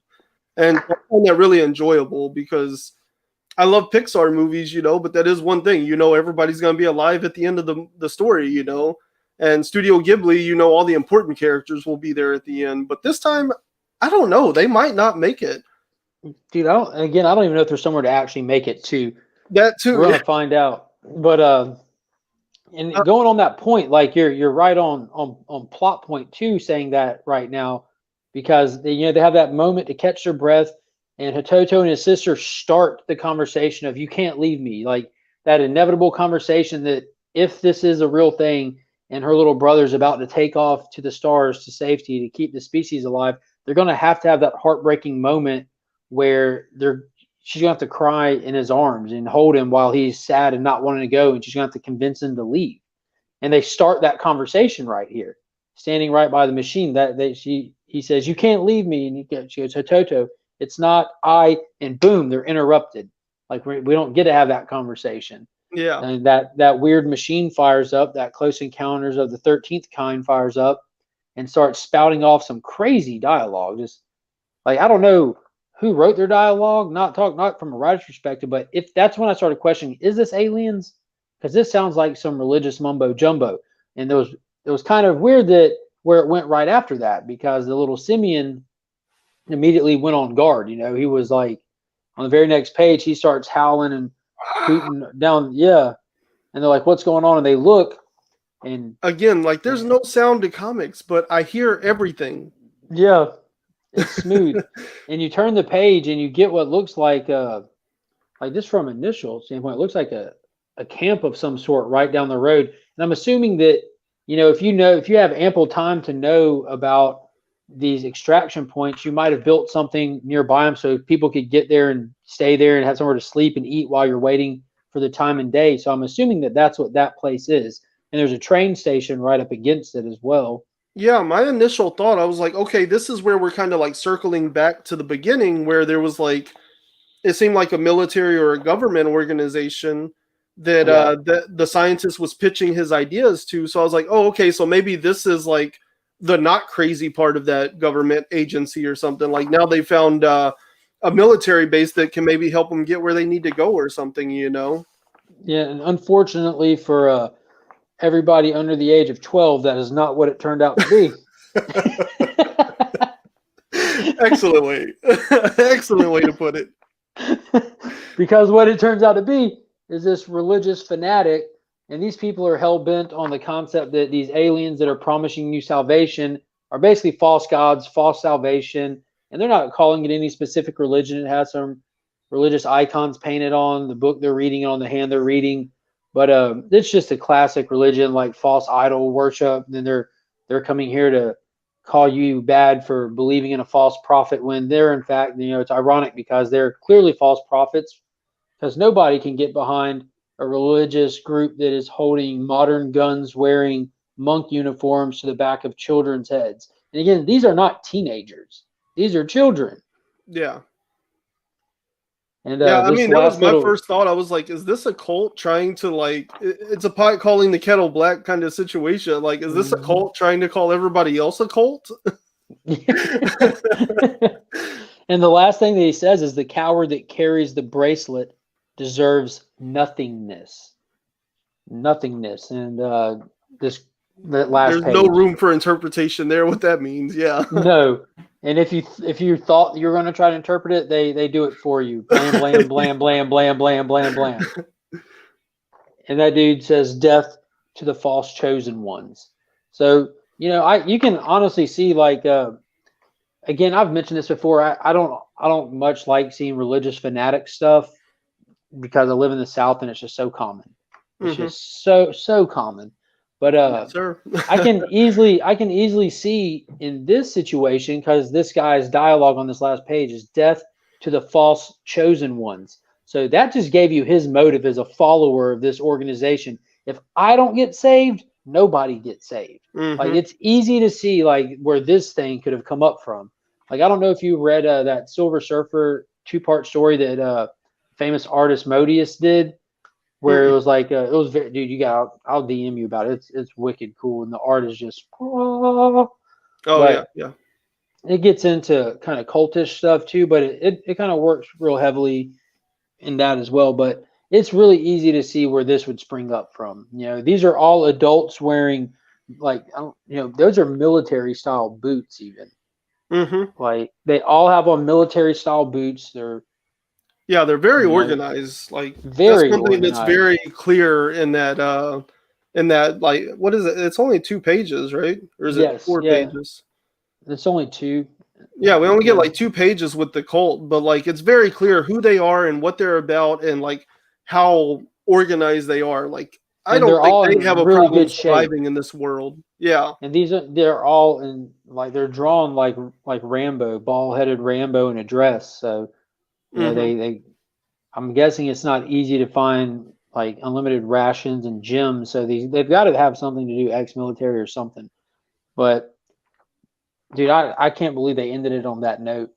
Yeah. And what's crazy to think about is the way that they go from issue to issue now. There's no promise on how fluid the story is going to be. So who knows if it'll even pick up directly from this point. They could see this and they could just turn around and tail it back through the woods. This ain't the extraction point for me. You know what I'm saying? This ain't the one. Yeah. Yeah, I don't know. I mean, it seems like they only have to get to a extraction point. It doesn't seem like they have to get to a specific one. Yeah. So that leaves Can they plenty get of to room another for- one in time though? I was gonna say, like, it gives them the freedom to go wherever they need to go, but they're still on that time limit. So how much can they do before they run out of time? And man, I think I want to Just say, going like, back through it right now, like, it's heavy, dude. This is a heavy issue, man. oh yeah.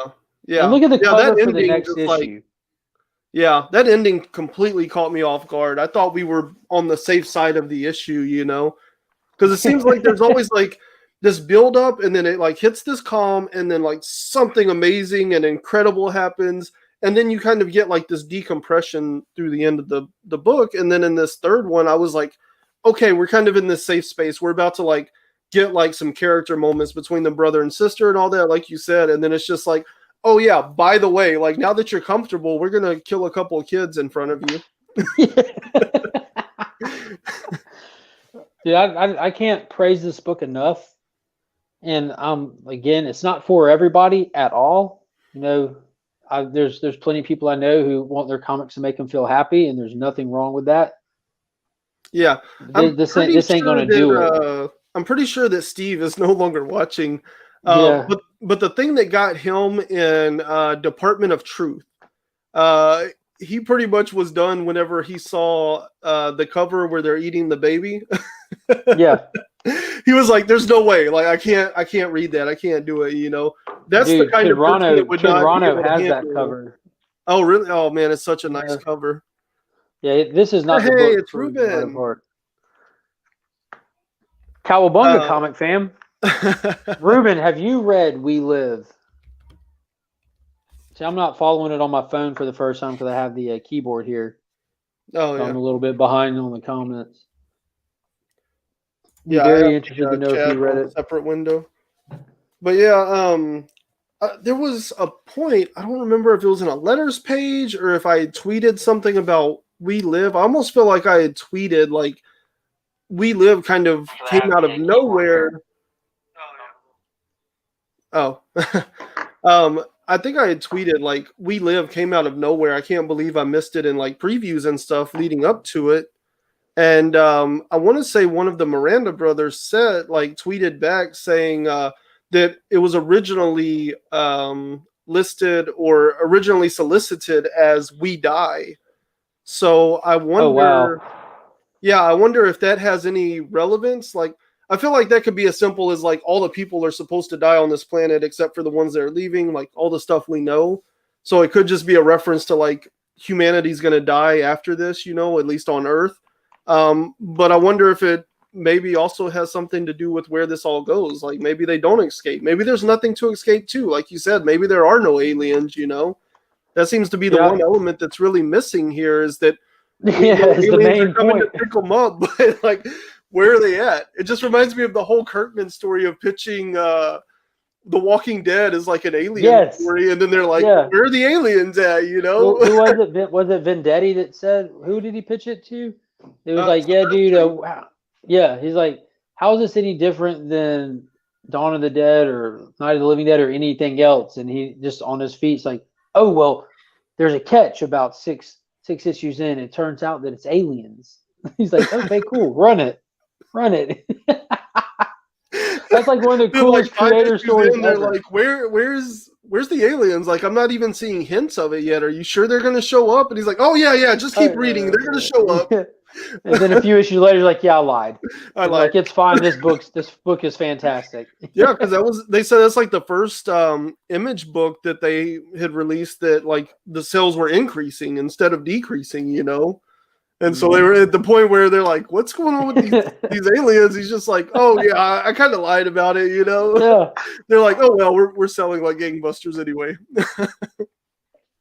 Yeah, I didn't, that thought didn't cross my mind until this issue, but I wonder if there is aliens. Like, what if, like, if you look at the human track record in this book, this just seems like their next last ditch effort. For what I don't know, but I can see that as being a setup for their next last ditch effort. Yeah. I mean, that was kind of my thing. The first two issues, I was all in on the aliens. You know, I thought that, you know, all of the alien stuff, like I thought it was true. And then, like you said, in this one, they just show us a lot of the human nature of everything that's going on. And so it does make me wonder if like maybe they weren't just. This wasn't like propaganda to collect as many humans into like singular places as possible for some kind of like mass experiment or something to try to see at this point, make a last ditch effort, you know? Yeah. And at this point, I can even see that experiment, like they won't even be victim to that experiment or that whatever plan it was. I can feel like they get there and then they come across like data log on a computer that reveals that this was the plan, but it's already shot too. Like just more doom and gloom. Are you explaining it to Ruben? Slightly. Yeah, I tried. Yeah. Yeah. Like you see, like I think in the first or second issue, they run into like a lion, or a Oh my tiger or god. whatever.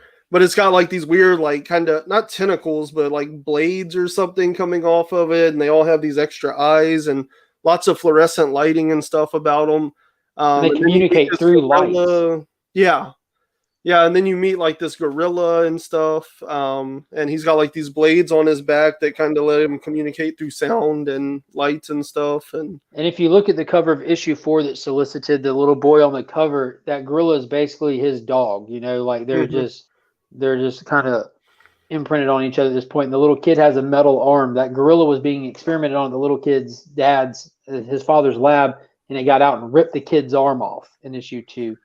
But even after that, the kid still managed to figure out how to communicate with it and make that bond with it. So it's really Yeah, cool.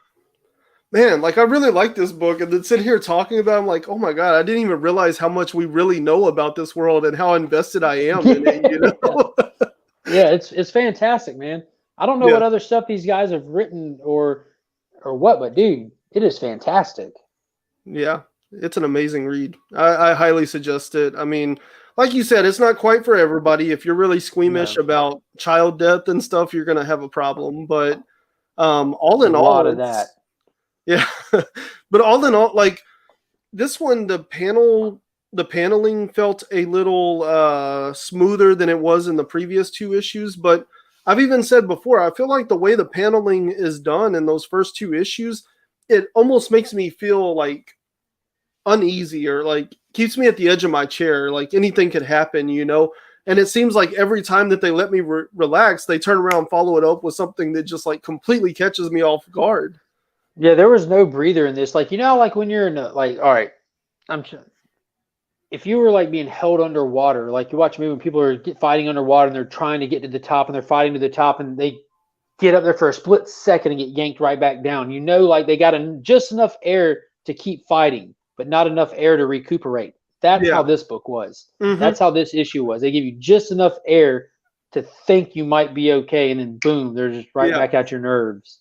Yeah. Yeah. That's an excellent analogy. Yeah, this was only the third issue, Ruben. So if you Yeah, can it's find those first crazy. two, like yeah, I know. Like I said, I thought that like we haven't really got that far into the story and stuff, but sitting here and talking about it now, I'm like, holy cow, like there's a lot of information packed into these three issues. I don't Mm-hmm. know. There's not a solicit number on it, right? There's not a series number, is there? No, it just says number 3. Yeah. See, because like I know, like Thankfully, Origins is like a 6-part series and stuff like that, but I haven't seen an actual number, so I don't know what the plan is with this story. But I'm in. Like, if this runs for 20 years, I'm down to buy every single issue. It's so good. you know, like so many books are written for the hope. Like comics are being written by James Patterson these days. All of his novels are written to make it easy for someone to pick up and serialize or TV Mhm. movie or movie. So it seems like a lot of comic books are written that way too, like Oh easy yeah, to digest and translate onto screen. Just like the Miranda brothers are like, watch this. And they yeah, make something like that, but you can't touch it. You can't touch it with a 10-foot pole. yeah, yeah. It's really cool stuff. Like, I could see how this. I don't know. Like, I could see how this would work on screen, but I don't know. Like base level, I see how it could work on screen. There's a lot of like underlying things going on. Like I said, how the way the paneling plays out, like it feels like there's these weird gaps in the panels, like where somebody would say, this is the key frame and this is the key frame. They're like, this is the key frame, and then like this is the key frame, you know, like I don't know. It's got like this really weird like pacing and flow to it that it's not it's good, you know, but that's part of what makes it work is because it leaves you like kind of I don't know, like uncomfortable. Like whenever I read, say Batman, you know, like they're following such a standard, you know, that Ugh. I'm just like reading it. And I'm like, okay, I'm in this. It's another comic book, you know.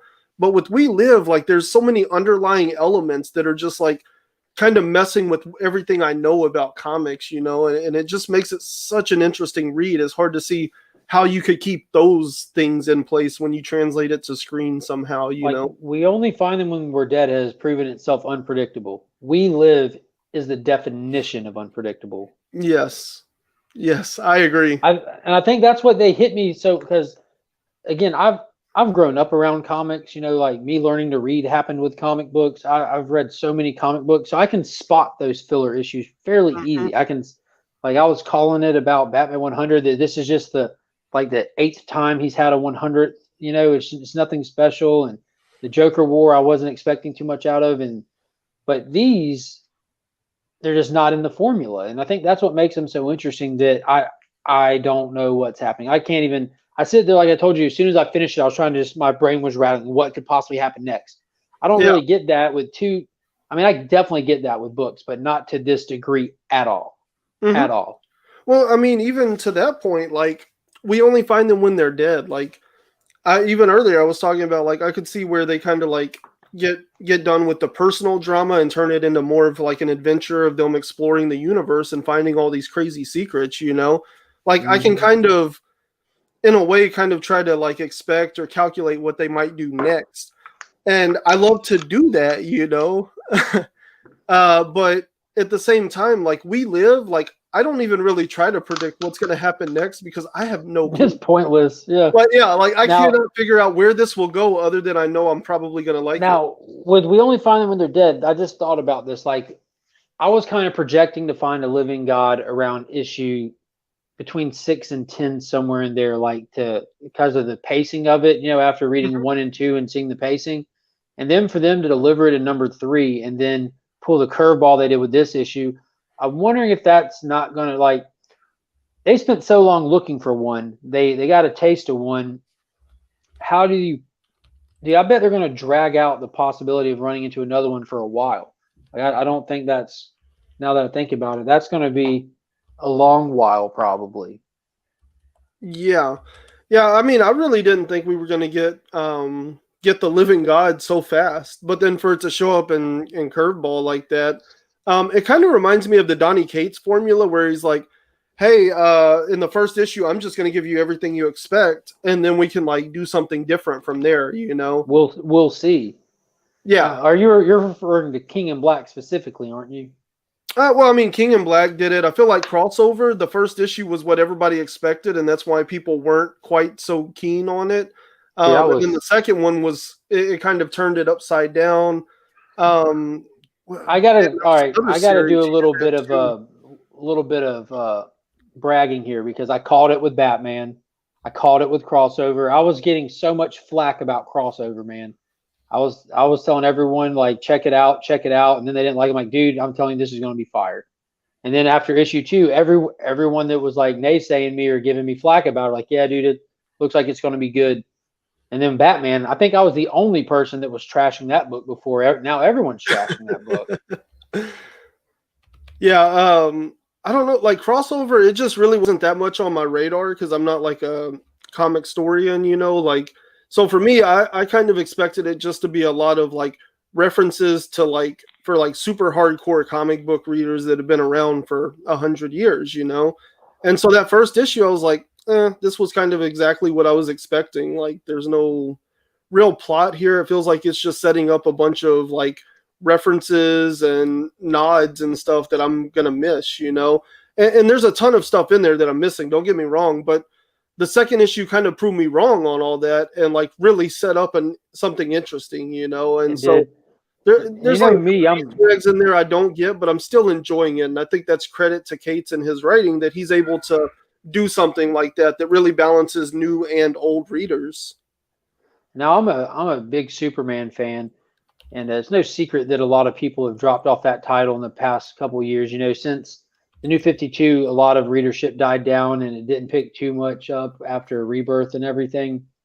And Bendis's run wasn't well received, but Crossover goes to show just how iconic and important that character is, despite like current popularity with his ongoing series, because that had me absolutely jacked. You know, like, Superman's legacy is so solid and is so set in stone that you're able to play with it and use it even if he's not a direct character. Like in Hmm. this so far in this universe of analogs, which I've mentioned this too. I hope they don't bring in any actual characters. I hope they keep them to the shadows and silhouettes because I think it would take the attention away from what matters in the book. But I Yeah. loved how they played that Superman style in the beginning. And I don't know if you've ever read Redeemable by Mark Waid.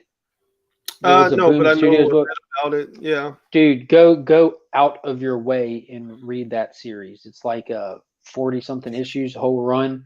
And if you're not crying at the end of it, you're just not human. Like Wow. I'm telling you, dude, it That's the is one where basically Superman like turns bad and kills people, and snaps. It, yeah, that like that's the can't come biggest back from it. understatement. He's irredeemable.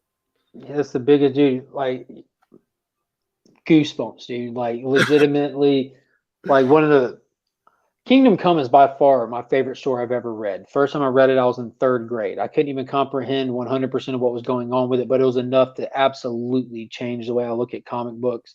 And like it was just so impactful. And Mark Waid wrote that. So my dad. He's probably about 10 years behind on his normal books. He buys them and puts them in his file, and he just reads all kinds of stuff. But he kind of just picked up the omnibus for Irredeemable, and he like I'd never heard him talk about a comic like this before, and he let me hold it and read it. And like I was reading it, I'm like, okay, this is starting strong. It's kind of lagging in the middle here, and then it really picks up at the end, and then the big delivery at the end of the book, dude. Like I just sat there and I teared up. I'm like, this is absolutely insane. Like this is why people read comic books. This Yeah. right here. It was Wow. absolutely amazing. That's incredible. Yeah, I'm I excited for don't reading know it, that I've Ruben. ever read any of Mark Waid, but I know his name and I know how important he is to comics in general. You haven't read Kingdom Come, man? Uh, I want to crawl through the I think screen. so. The I've one I've that, ran into so many people in this community since I've like started hanging out like a lot more in the past few months here that have not read Kingdom Come, and it's like the first time I realized that everybody on the planet hasn't seen Terminator 2. Like when I grew up, like that was such an influential movie that I just assumed surely everyone had everybody's seen seen Terminator that. 2. Yeah, but when The I movie's remember like amazing. yeah, I remember being like in sixth or seventh grade and I referenced it. They're like, "What's that?" I said Terminator 2. You're like, oh, is that with the robot? And I'm like, no, that's not. It's with the cybernetic organism. Like, what are you talking about? And it just blew Right. my mind. So That's crazy. that's how I feel about Kingdom Come when I run into people who haven't read. I'm like, dude, it really set the standard. Thank you, Corey. Corey has read Kingdom Come, Nice. and it's 100% from cover to cover Alex Ross artwork. Oh, really? 100%. Okay. You know what? I think I do. I think I do recognize that then because there's not a lot of It's Alex Ross interiors, right? you have like Marvels which was fantastic. It was a 4-page series in the 90s where you follow a journalist photographer and his perspective of going through the age of Marvel showing up on the scene and him getting older and how it really affects and influences the individuals and stuff. It's really fantastic. Hmm. And there's a DC story called Justice that was a 12-part story, just straight up Justice League versus the Legion of Doom that Alex Ross did. The covers on it was really good. But yeah, you don't get too many interiors from the legend himself. But Yeah. See, Kingdom Come is by far. I've never really Whew. been too big on Superman. Not a fan, but everybody's always told me All Star Superman. Oh, you'll love Superman if you read All Star Superman. Grant Morrison's run with Frank Quitely artwork is it's amazing, dude. Yeah, see that one. I don't know. I started to read it. It just was like so slow. I don't know. It is because it's not a superhero story. It's just a story that focuses on a superhero. Yeah, yeah, and it's one of those things. I feel like I was trying to. I feel like I was trying to read it at a time where it wasn't really, something that I was. I don't know. Like sometimes you read stuff and you're just not in the right mood or Oh something. It yeah, doesn't quite absolutely. connect. Yeah, so like some of these are things that I have looked into, and I just like haven't really been in the right mood to read them. Because I started All Star Superman. I think I read the whole like first issue. Um, You didn't close it halfway through. no, no, Because it's like 6 issues, right? I think it's more than that. Oh no, it might be 12, huh? Because they came out with Frank Miller's run on Batman again. It was like his last run on Batman till for a long time, but he did All Star Batman and Robin the Boy Wonder, and that's where he famously said, "I'm the GD Batman." Oh And yeah. All Star Superman came out about the same time. It was about 2006 or 7, I think. Hmm. Yeah. See, I read that first issue and I just didn't feel compelled to pick up the next one, but it might have also been just like my mood that day or whatever was Well, going on. what would you tell the people who read issue 1 of We Only Find Them When They're Dead and were not compelled to pick up the next issue? What would your argument to them be? I don't know, because I mean that's my thing with, oh yeah, it's 12 issues. I don't know. My thing with that is like I understand where people are coming, because a lot of people, here's my concern. A lot of people dropped it after the first issue because they were like, yeah, it's good, but it didn't quite hook me. But I'll probably pick it up in trade. The reality is most of those people never pick it up in trade. They forget it even exists, you know? So if you read the first We Only Find Them When They're Dead and didn't pick up the next one because you felt like it was too slow or it didn't hook you, like it's a slow, decompressed storytelling kind of book, you know? And But I can give you tons of examples of books starting off slow here recently where people you just got to hang on. Like I mentioned it, I think before, where people talk about, oh, this title's gotten slow and it's a monthly and they yeah, drop it. Like that doesn't make any sense to me. Like, yeah, you how are you and going to account Chaos, for that time gap? yeah, yeah, you and Chaos, what is it? Chaos and Comics. Chaos and or Comics. You two are both like that. You're like, stop. The comic community has this very fickle mindset where like as soon as something gets bad, like I'm done. It didn't completely hook me, so I'm done, you know. And I'm guilty of it. Like I just told you how many books I've not finished because of that. But I mean, you're right, you know, like we have the comic community has developed the same short attention span that the rest of our society is starting to suffer from, you know. And Yeah. it is. I think We Only Find Them When They're Dead is incredible stuff. And if you don't hate the artwork, because I know there's some people that don't like the digital artwork, but if you don't hate that, the writing is there. It will pick up. The second one's really good. I think the third one would hook anybody. And this fourth issue just like, This is a very, very, very true statement. Spectra really pull your heart into the book, and the way they all act together in Kingdom Come was way impressive, and payoff was great. See, with I think Busick wrote Marvels with Alex Ross, but both of them is kind of like this similar format where you're not focusing on the heroes, you're being guided through this world. And with Kingdom Come, there's this old man named Norman who he's like, there's heavy religious undertones to it, which it just plays very well into this. But his friend just dies in the hospital, and he goes to a church and he's praying and stuff, and Spectre comes right through the stained glass, and Spectre guides him through this world that's on the brink of ending because of how off the rails it is. So you follow it through the perspective of Norman via the Spectre, which I don't know how much you've read or know about the Spectre, but he's a super, super awesome character. He's like one of those Omega level characters. He's literally the spirit of vengeance for God. And Wow. again, in the Justice League stuff that isn't too old, like since Snyder left Justice League, it's been just been random filler stuff, for a long time now. But one of these issues, one of the little like 3-issue story arcs, Jim Corrigan refused to be the Spectre anymore. So the Spectre was just running wild. And when they all get to the Spectre, they're asking what's going on. Batman's like, well, that's the spirit of vengeance for God. Yes, God with a capital G. Don't ask me. Let's just move. So it was really cool that they, you know what I'm saying? Like even Batman is aware that there are gods, and they reference, yes, this is the one for the one with the capital G. Don't even try to figure it out. Let's just keep moving forward. It was really cool. But he's a big heavy player, and he's not done enough justice. And big Justice Society fan, he's an OG Justice Society guy. But awesome stuff. What's going on, Jason?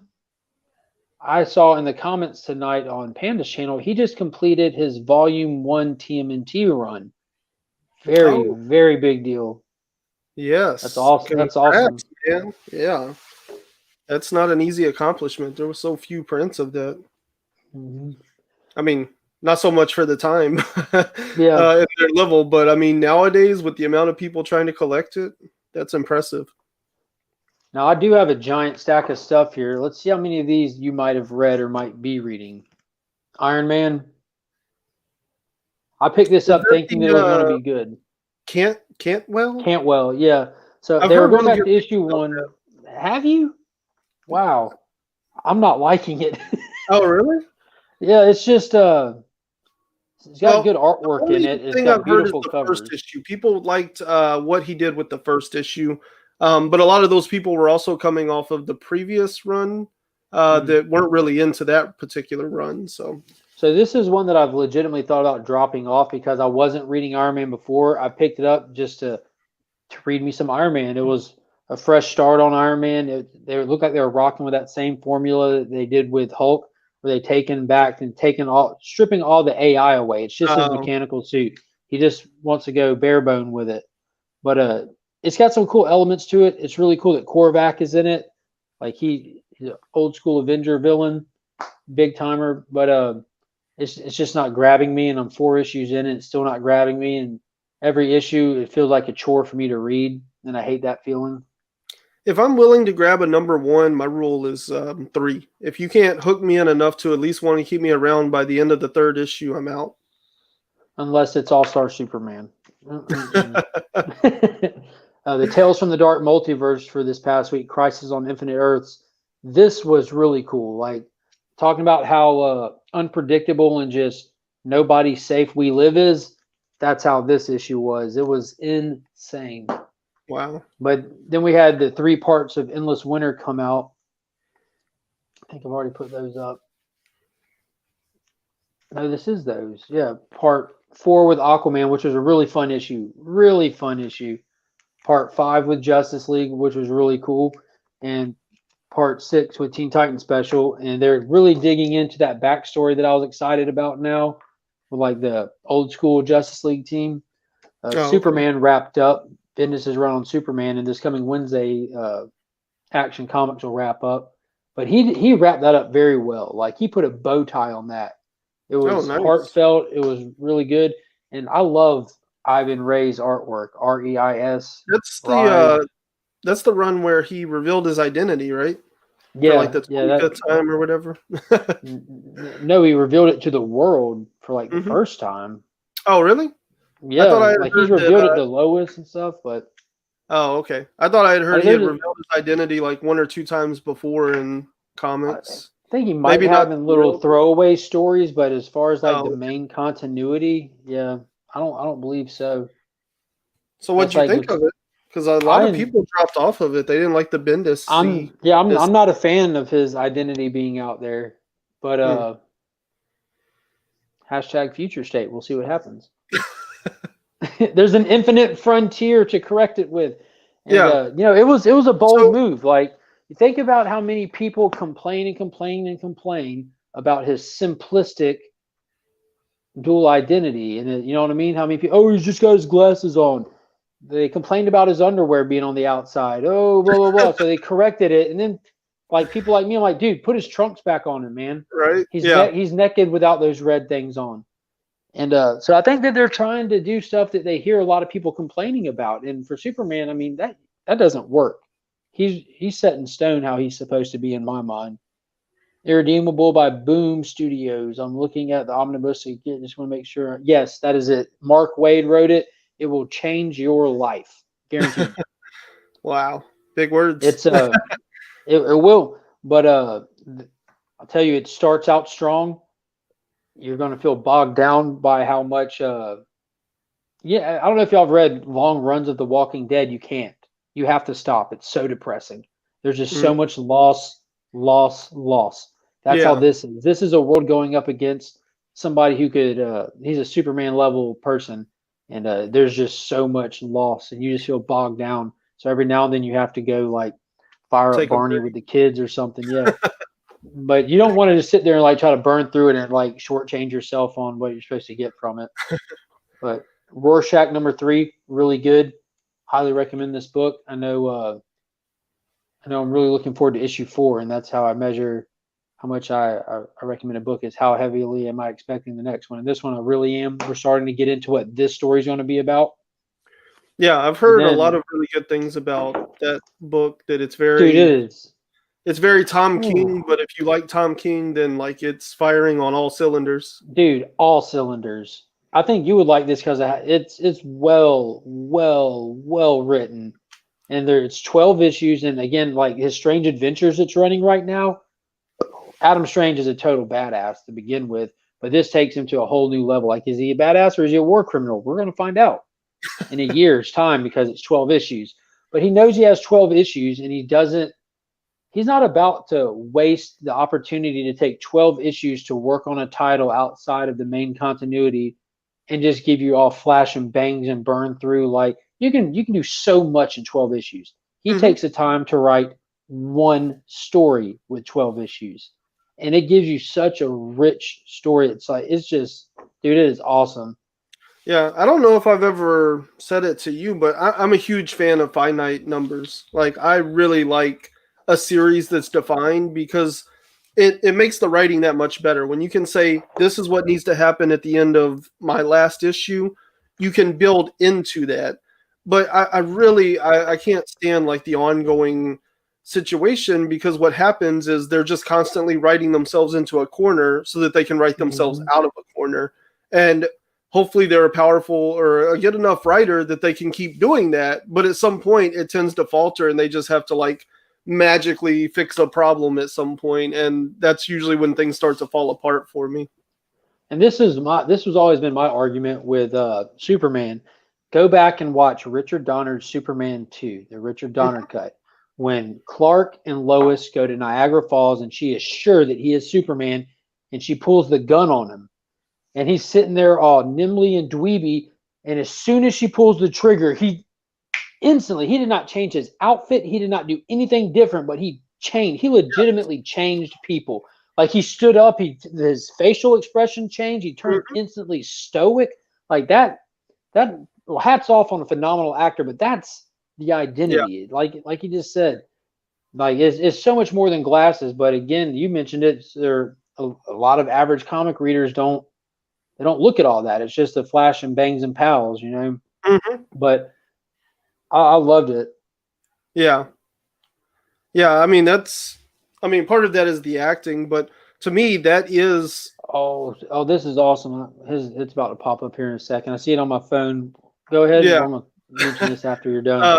Christopher Reeve, that's Superman 1 and 2. Like, to me, that's kind of, I don't want to say like the definitive Superman, but definitely to me the definitive. I don't know, like who he is as a character. You know, he's two different people, and he doesn't have to look physically, like that different in order to be physically different. You know, I think that kind of defines to me what makes Superman work versus what doesn't work a lot of times. See, Superman is so he's the first one, 1938. You've been around since 1938. He is set in stone what he's supposed to be.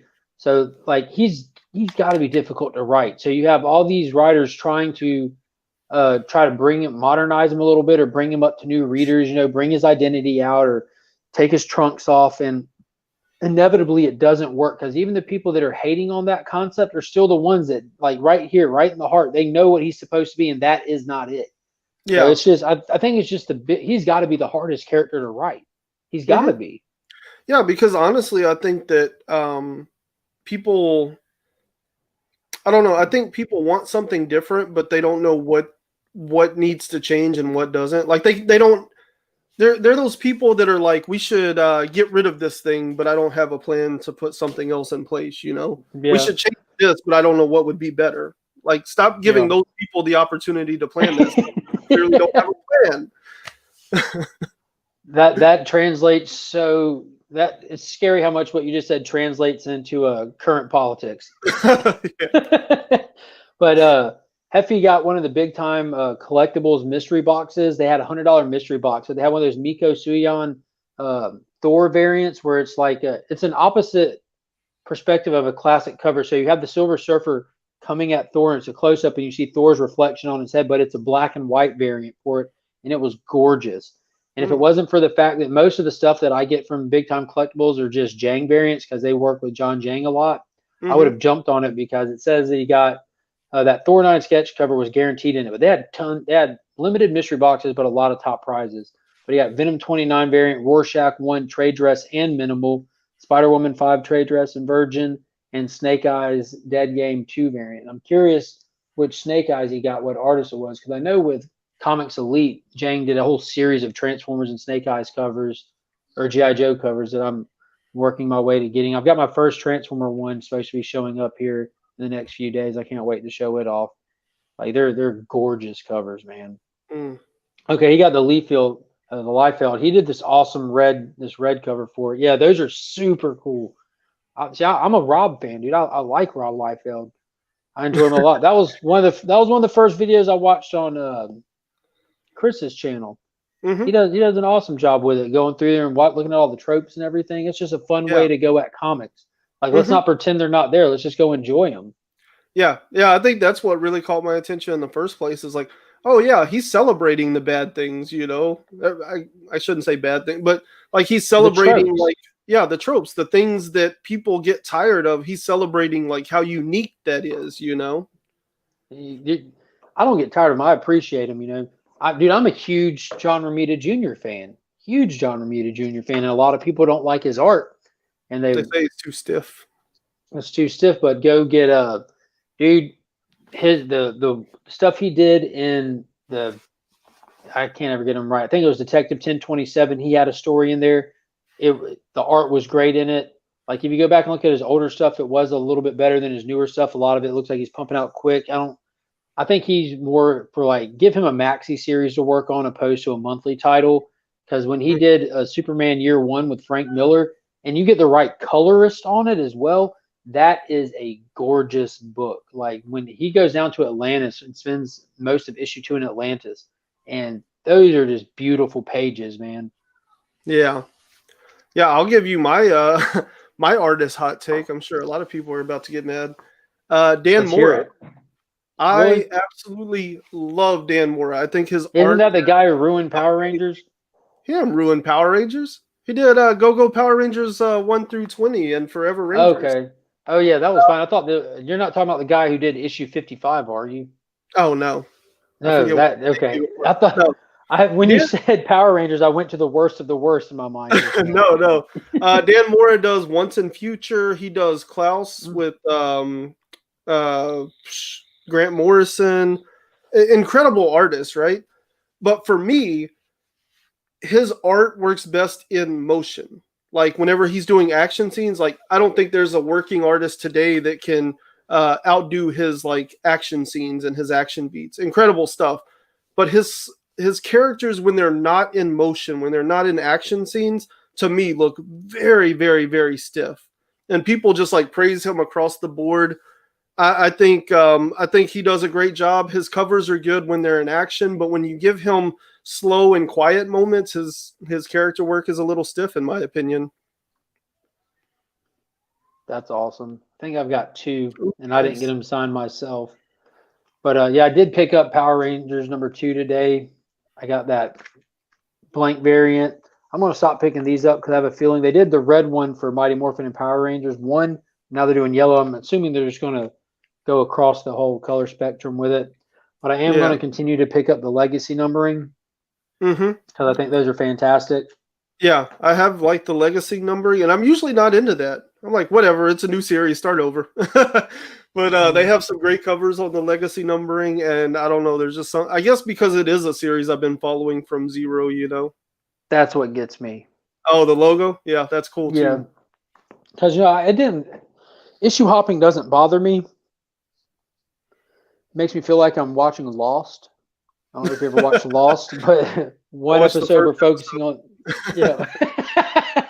No, actually, I think I watched 2. Whenever it ends with them like running into whenever they actually explain that it's just like something chasing them through the forest, I was done. Yeah. But then I was very excited this week for Death Metal. It did not disappoint me. You know me, I'm I'm up to date on continuity, so this kind of stuff I don't get lost in. I can definitely see where that'll definitely send people to the nut house trying to figure out if you're not heavy into DC. Yeah. And then I always get a reader copy, and I had to get the B-Rex. Love this guy. Oh yeah, that's such a beautifully rendered dinosaur. It is. I love And the way you know what's that crazy? You know that Robin King appearance that everyone went crazy for, the 1 in 25 first appearance? That was the B-Rex's cover appearance. This is only the second time I've seen him on the cover. That Robin King one was the first one, and I scored that for cover price too for my LCS. And I have that actually getting graded right now. And I kind of want to send this one now just for the cover, just to display. But I don't know why. I like the dinosaur stuff. And then last book I had picked up was just Batman. Horrible issue. Yeah, that Perillo dinosaur is fire for sure. Oh, we got that first Spidey Hobgoblin fight signed. Very awesome. No, 7.0, not bad. not at Not all. bad at all. Don't mind Yeah. low grade. I love Hobgoblin sign. Low grade is better than no grade. Just ask that 4.5 right there. That's true. Yeah, always.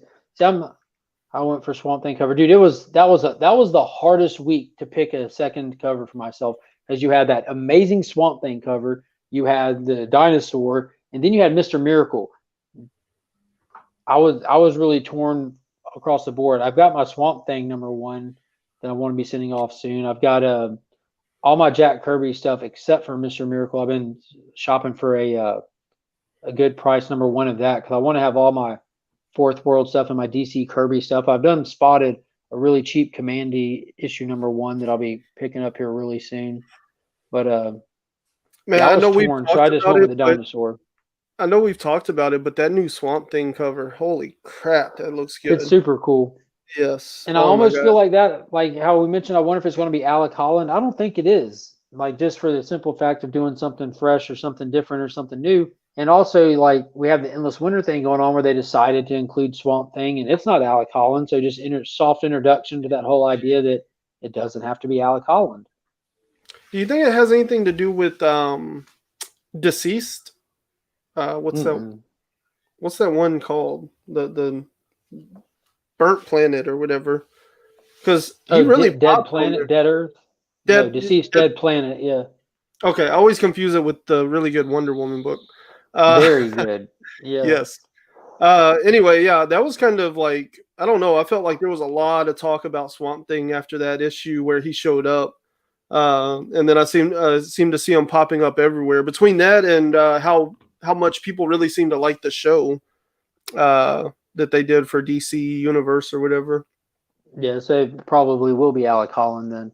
If you think about the lineup that you have, like, just look at Endless Winter. You have Black Adam, who's about to have a movie coming out soon. You have Wonder Woman's mom. Wonder Woman's like at the forefront of everything right now. Then you have Swamp Thing, who's been recently on TV show. They definitely are playing to their other properties they have. I mean, they do that with all the comics. Have you ever listened to Daniel Warren Johnson talk about Wonder Woman Dead Earth, like where that came from? No. That, to me, that's one of the cooler things, is like how perfectly timed it all is because of how successful her movie was and all that. You know, like she suddenly become like this big deal character, but in no way is that story or anything that he chose it for or DC chose it for. None of that was connected to that popularity. They weren't like, oh, this is a chance to do a Wonder Woman thing. Like, they went to him and were like, you can do whatever you want. And he was like, well, I would love to do a Superman story, but I think he said All-Star Superman is like his favorite Superman. He's like, I don't think I could do anything that would be better than that. So I don't want to even like try, you know? So then he was like, I think he picked. He went the opposite direction then, didn't he? No, he wanted to do Dial H for Hero. And they were like, we're not. Dude. That would have been awesome. Yeah, but DC wouldn't go that far with them, and so they ended up settling with him on his Wonder Woman was his next pick, and they settled for that. And so that's awesome. Where it did. But it didn't have anything to do with the movie or her current popularity or anything. They just announced, and I shared it on the channel's Facebook page, but the Daniel Warren Johnson's about to be doing a Beta Ray Bill story for Marvel. So that'll be something I would definitely be picking up. Absolutely. Well, he's dead now, so he Hey, can do Beta Ray anything he Bill. wants. Yeah. From Well, the synopsis, it's connected though, man, because he doesn't have Stormbreaker, and he's trying to find like it mentioned, because I don't read current Thor, and it talks about yeah. how in the events of him losing Stormbreaker and moving forward from there, and I'm like, all right, well, we'll see. Yeah, I was about to say, well, he might not be dead, but he's definitely been dethroned because he removes Donald Blake removes his helmet and takes Stormbreaker and everything. Like he has no powers now. But I mean, We'll see.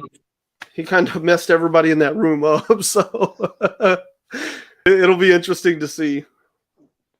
See, I have no clue what happened in Thor. Oh my god, dude. Donald Blake messed everyone up, or Beta Ray Bill did? No, Donald Blake. How Donald does he Blake have powers? Oh my god, it's so cool. It's really, really cool the way they did it. Incapacitated. There you go. I don't know. Thor is really cool the way that they did Donald Blake. Basically, he's been plotting to escape and take all of Thor's power and stuff. And he comes back, and he's a surgeon and stuff. So he comes back with a scalpel and basically like messes everybody up in one of the like coolest issues I've read of Thor so far. Like, is that like the second to last one that just came out, or the last one that just came out? The last two are that story arc. It's called Prey, Prey, and the first one sets up his return, and then in the next one, like the first one kind of explains where he's been and what's going on. Then the second Where's he been? Thor, well, Odin built like basically this imaginary world that Donald Blake didn't know was an imaginary world. So that's where he's at whenever Thor isn't switching places with him. And so Donald Blake realizes his entire life is like made up. It doesn't count for anything. It's all like everything that's ever happened to him. He's just living this like fairy tale, and it like breaks him. And so he created this whole plot to like get Thor to switch spots with him so that he can go into the world and mess some people up. That's and so awesome. He comes into the throne room, and he's armed with a scalpel, dude. Like he has a scalpel. And like everybody comes after him, Beta Ray Bill comes in, and he just like a surgeon, dude, just fucking breaking arms and stuff. And then Lady Sif comes in, and he surgically removes the sword. She's like, you're gonna have to remove this sword from my hand, and he does. Like she comes in, and he like sidesteps it and just and then just like cuts down her arm and pulls the sword out of her hand and leaves her on the ground bleeding out. Like, and then he goes to Earth, and that's where that issue ends. Is like he walks into like an operating room and talks to Jane Foster. And she's like, hey, I haven't seen you in a while. And he's like, yeah, it has been a while, hasn't it, It's been Jane? a month of Sundays. Where you been? Yeah. Yeah. So honestly, that reminds me of Captain Marvel, not Carol Danvers, but actually Captain Marvel. For a long time, him and Rick Jones were bonded, and he had the bands that he would slam together, and they would like flop places in the negative zone or something. That sounds like what the Valiant book. Woody, what's his name? Quantum and Woody. They're like superheroes, but they have the bracelets. They have to touch them ever so often in order to like keep their powers. It's like a comedy superhero thing. It's pretty good. All right. Well, I am about to have to wrap it up. It's a little bit after 11 over here on the East Coast, and I have to get up at 5 o'clock in the morning and start this crazy run of work. Holidays time just means I have to work twice as much, and I have to run around outside of work 3 times as much. So it's going to be a fun stretch. I'll be going hard until after the New Year's, but it'll be fun. You get into a groove, and you just get moving, and you get okay with a little bit of sleep. I stocked up on coffee today, so it'll be fine. It'll be good. But I do appreciate you coming and talking about these books, man. I'm pumped for them, dude.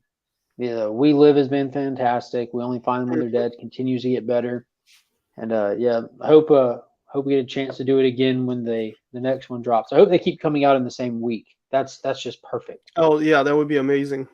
Yeah, we need Aftershock and Boom need to create some kind of pact on that. and so here's my pool for the week.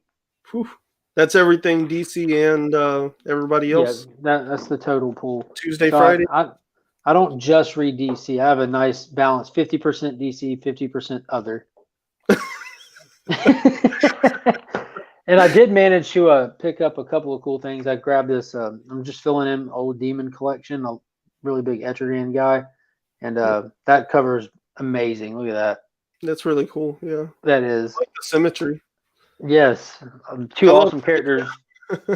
And I'm still filling in my 2010 Justice Society run, and my wife found an 80-page giant from it, Nice. which was awesome. Love the JSA.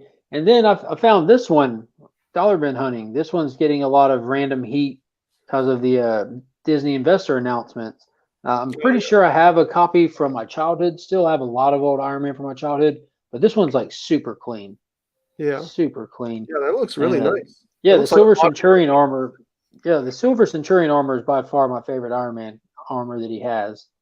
And my wife went on a little girls' trip not long ago and up to the mountains, and they found an antique shop, and she called me from up there and video called me because she found old Silver Centurion armor issues up there and got the first appearance of the Ghost for like $2. It's not the same Ghost from the new movies or anything, but just an old Iron Man villain. It's good stuff. Yeah. Yeah. So that was a couple of nice little grabs, and I've got a slab down here in a box that came in the day that I'm looking forward to opening, and I'm just waiting on some more mail to come in. But yeah, I got some good videos. I'm still gonna be doing pretty much the regular stuff this coming week, even with the holidays. And yeah, look forward to next weekend. Yeah. Yeah, I don't have any plans. I know everybody keeps putting up videos like this is the last one until the 6th or whatever, but I don't have any plans to change my release schedule. I mean, I'm No, still I gonna, do it. Yeah, I do it. The time frame that I do this stuff in, holidays and work do not interfere with it. Like kids go to bed and or either dude, a lot of the videos I do, I'll come home on break from work and do an unboxing video instead of just sitting there staring at the paint on the wall, you know. yeah. I just find get it in where I can. Works out Yeah. good. Yeah, that's me too. Like it's all this is part of my entertainment, you know. Yeah, Instead I got of to finish the last interview you just uploaded too. You Mm. have these legendary long interviews you keep uploading. I don't know about legendary.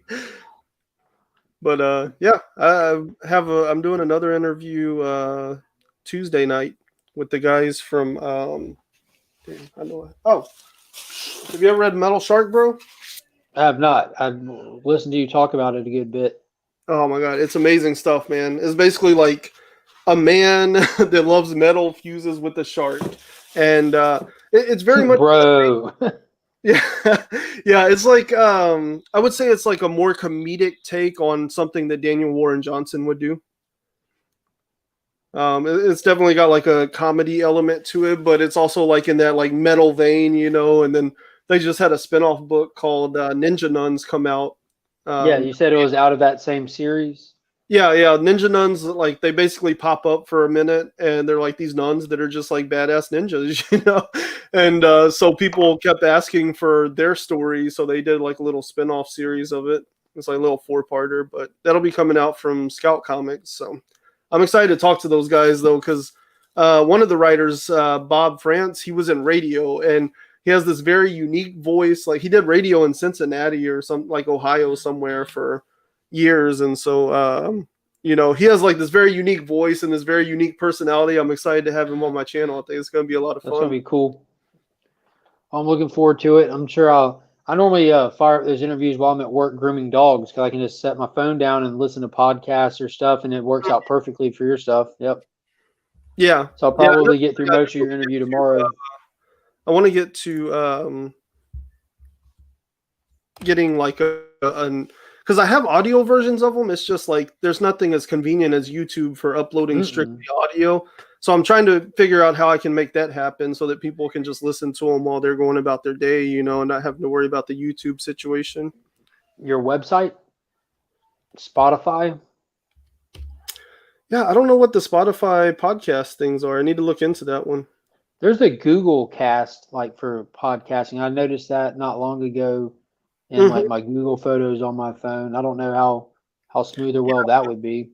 Yeah, but those like I don't know about Spotify, but the the Google podcast, they don't host. It's just a distribution platform, so you still have to have a separate hosting for it.